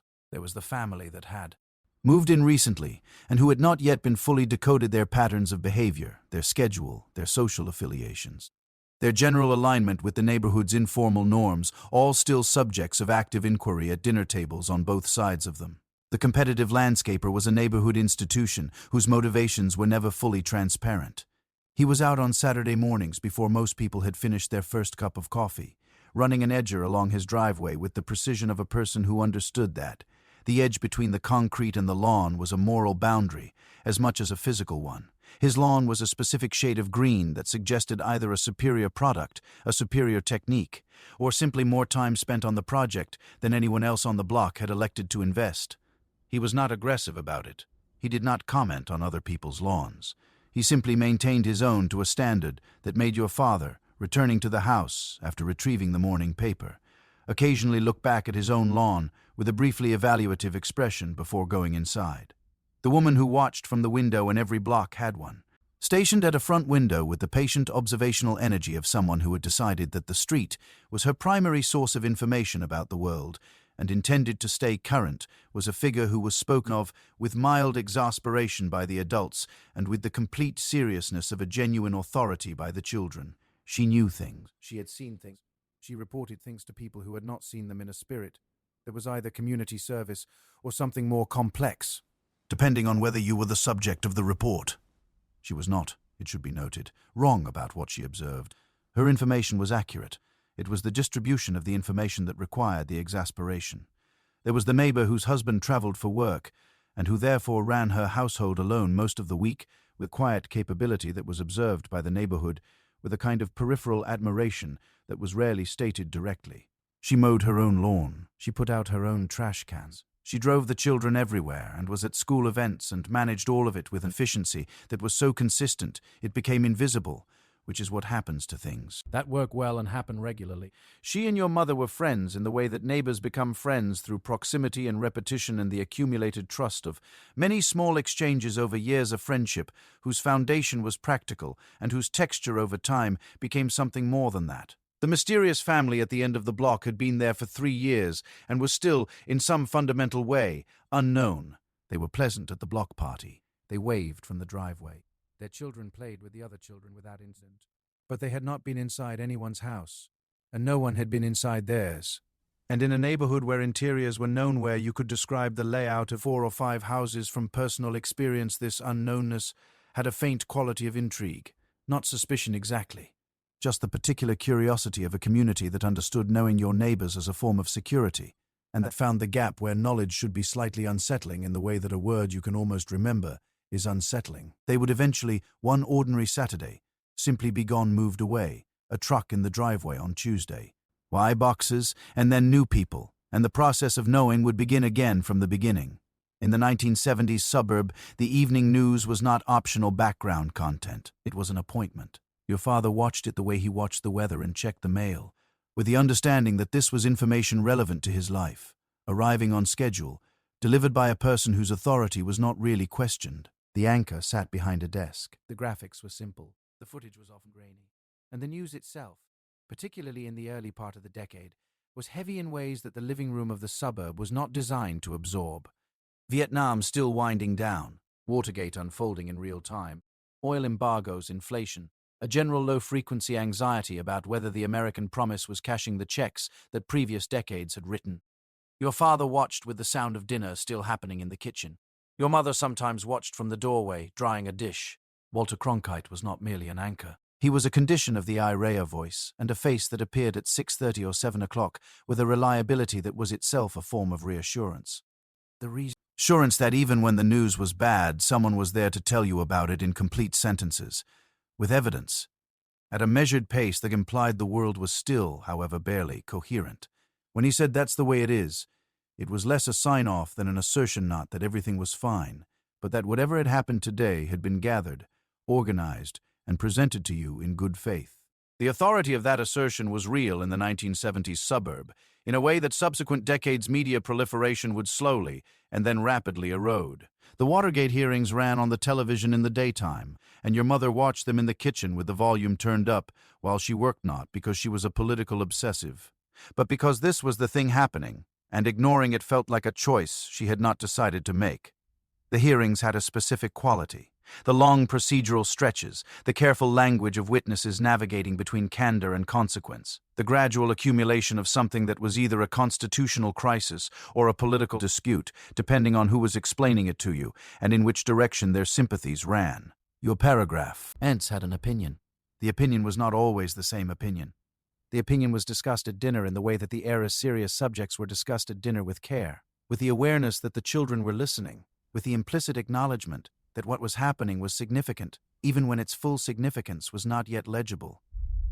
The gas lines of 1973 arrived in the news, and then arrived in daily life with a speed that made the abstract concrete overnight. Your father lined up for gas. The line was long. The station might run out before he reached the pump, which was a possibility he managed by leaving early and monitoring the situation with the anxious attention of someone whose primary transportation had become a rationed resource. The speed limit dropped to 55 miles per hour as a conservation measure and was observed with varying degrees of conviction on the highways, where the new limit was enforced by radar guns operated by state troopers with their own opinions about the federal mandate.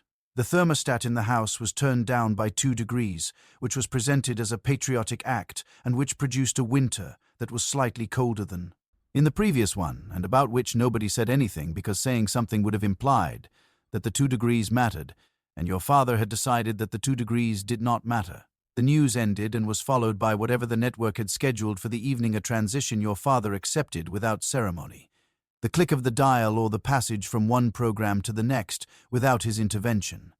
The world's large affairs replaced by the evening's entertainment with a speed that was either unseemly or healthy, depending on whether you thought the evening news required a period of reflection before the television continued. He did not typically think it required reflection. He had received the information. Tomorrow there would be more information. Tonight there was the rest of the evening, and the evening had its own schedule, and the schedule continued. The 1970s suburb had an organized social life that functioned in retrospect as a kind of connective tissue holding the whole thing together, a network of church, club, and community event that gave the neighborhood its rhythm beyond the daily schedule of work, school, and television. Sunday morning had a particular quality in a suburb where church attendance was standard practice. Cars in driveways, families in clothes that were slightly better than their regular clothes. The sound of church bells that in the suburbs came not from ancient stone towers, but from modest brick buildings, with signs out front whose changeable letter marquees offered weekly messages of varying degrees of inspiration. Your family went, or your family didn't go, and either way you were aware of the social coordinates of that choice in a way that modern life in a more anonymous city might not have imposed. Church in the 1970s suburb was not purely a matter of theology, though theology was present and seriously observed by those for whom it was the primary motivation. It was also an organizing structure for the week, a reliable meeting point for families whose lives overlapped in the school and the neighborhood and the grocery store, and who found in the Sunday service a formal occasion for that overlapping, a place where you saw the same people in a context that was different from the school pickup and the block party, and that carried a different weight, a different register of shared acknowledgement. The coffee hour after the service was the week's most reliable social mixing event, conducted in a church basement or parish hall with institutional coffee in a large urn and cookies on a folding table, and conversations that ranged from the genuinely significant to the cheerfully mundane with the ease of people who had been sharing this specific space for years. Your father may have belonged to the Rotary Club, or the Lions, or the Kiwanis, or some configuration of the civic organizations that populated the 1970s suburb, with meetings on Tuesday evenings in the back room of a restaurant or a church hall. These organizations had purposes that were both stated and unstated. The stated purpose was community service, and the unstated purpose was an infrastructure for the social and professional lives of the men who attended, a place where relationships were maintained and information exchanged, and the fabric of the community's self-organization was quietly reinforced by people who showed up every week because showing up was what you did. Your mother had her own version of this: a garden club, a church auxiliary, a volunteer organization at the school or the library conducted on a different schedule, with a different membership and a different set of conversations that were in their structure and their social function essentially the same thing. The Little League season organized the spring and summer around games on weekday evenings and Saturday mornings, and the parents who attended created, in the bleachers and along the chain-link fence, a weekly gathering that was nominally about the children's baseball game and was also about everything else: the neighborhood news. the shared reference points of families whose children occupied the same age cohort, the mild competitive investment in the game that was managed in most cases, with the reasonable perspective of adults who remembered that this was youth sports. And that perspective was later occasionally abandoned in ways that the umpire noted and did not enjoy. You played, or you watched, or both. And either way, the field on a Tuesday evening in June, with the light going golden over the outfield and the smell of cut grass and concession stand popcorn, was the suburb at its most specifically itself a place that worked imperfectly because the people in it kept showing up. The library was open on Saturday afternoons, and the Kai. Ladies' librarian knew you, by name, which was partly because she was good at her job, and partly because the library served a small enough community that knowing people by name was simply what happened over time. You could check out 5 books on a card that had your name on it, and the books were due in 2 weeks, and the fine for overdue books was 5 cents a dia, some small enough to be affordable and large enough to produce a mild guilt that motivated return before the fine accumulated past the point of easy resolution. The library was quiet and smelled of paper and the particular cool of a building that was air-conditioned in an era when air conditioning was not yet standard, and therefore felt, on entering from the summer street, like a distinct physical reward for the effort of arriving.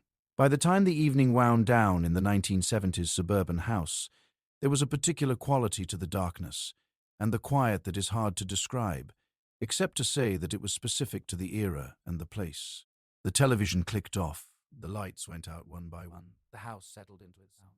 The furnace cycling, the refrigerator humming in the kitchen, the particular creak of a SP. Specific floorboard that every person in the family knew to avoid on the way to the bathroom at 2 a.m. The shag carpet, which had held up heroically through another full day of family life, absorbed the last footsteps of the evening. The curtains were drawn against the streetlight.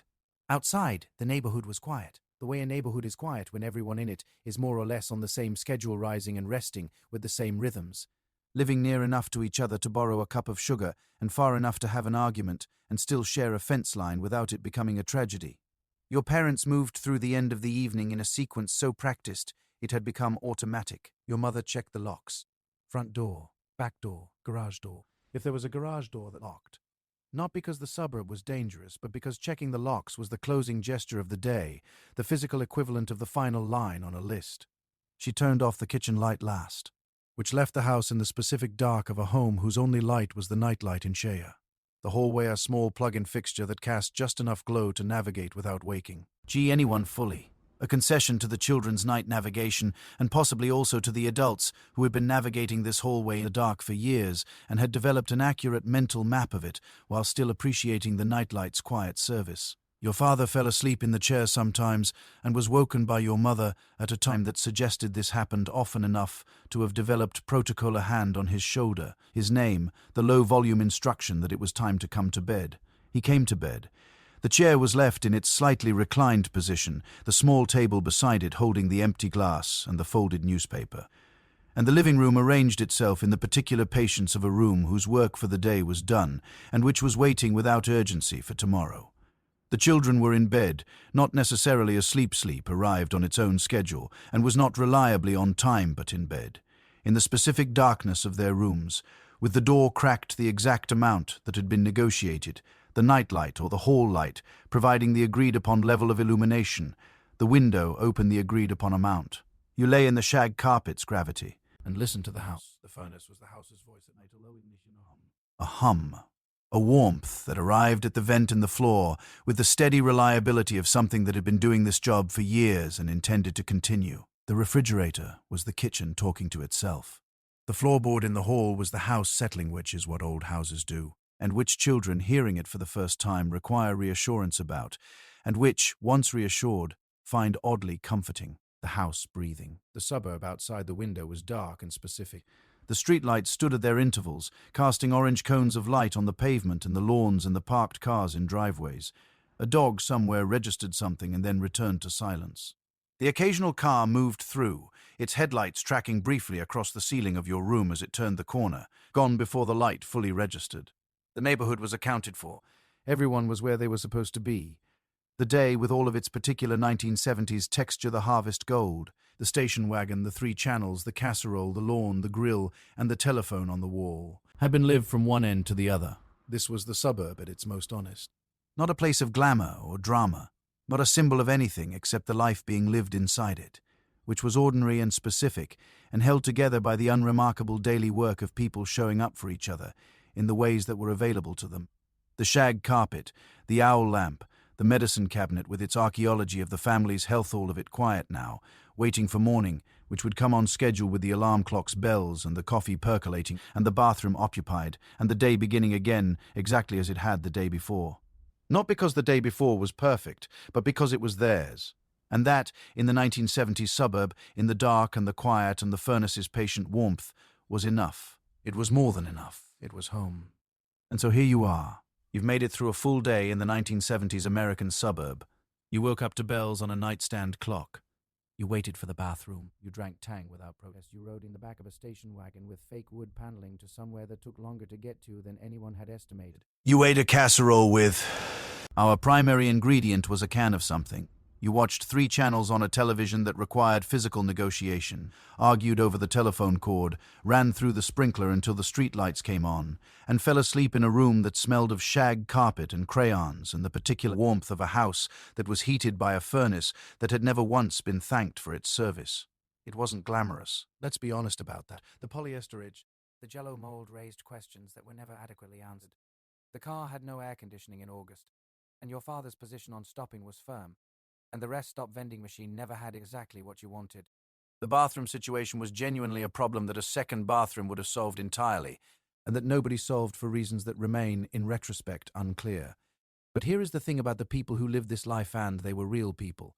Your parents, your grandparents, the families on the blocks of 1,000 identical suburbs from New Jersey to California, from Minnesota to Texas, living in their harvest gold kitchens and their shag-carpeted bedrooms, watching Cronkite at 6:30. And mowing the lawn on Saturday and showing up to the block party with the potato salad and the folding chairs.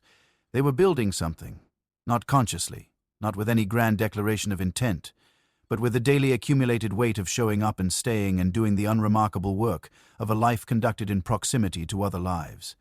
They were building a world in which the neighbor knew your name, in which the library card had your name on it and the librarian knew your face, in which the floorboard in the hall had a specific creak that everyone in the family knew, to step over, which is the kind of knowledge that only exists inside a home that has been lived in long enough to be truly known. They did this without the internet, without GPS, without the ability to order anything to the front door in 2 days, or find the answer to a question within 30 seconds, or call anyone anywhere at any time from a device in their pocket. They did it with a map and a phone on the wall and a percolator and a paper grocery list and each other. They did it imperfectly, in the way that all real things are done, with friction and compromise and the occasional argument about the thermostat. And the lawn and whether the Christmas lights should have been taken down in January, which they should have been. So tonight, as you settle into your clean and comfortable bed with your climate-controlled room and your streaming service and your phone on the nightstand that contains more information and entertainment than an entire 1970s suburb could access in a month, maybe take just a moment for the people who lived without all of it and found in that smaller, slower, noisier, more particular world something worth remembering. Who sat in the backyard on summer evenings when the air cooled and talked to the neighbors over the fence? Who drove 8 hours in a car with the windows down to get somewhere they could have described from memory? Who fed people and fixed things and showed up quietly without applause, year after year after year? They were stubborn and ordinary and sometimes wrong, and often tired and completely irreplaceable. The Harvest Gold kitchen is quiet now. The owl lamp is off. The furnace is doing its patient work. The neighborhood is dark and still, and the streetlights are keeping watch over the lawns that someone will mow on Saturday. Sleep well. It was a good day. It always was, more or less.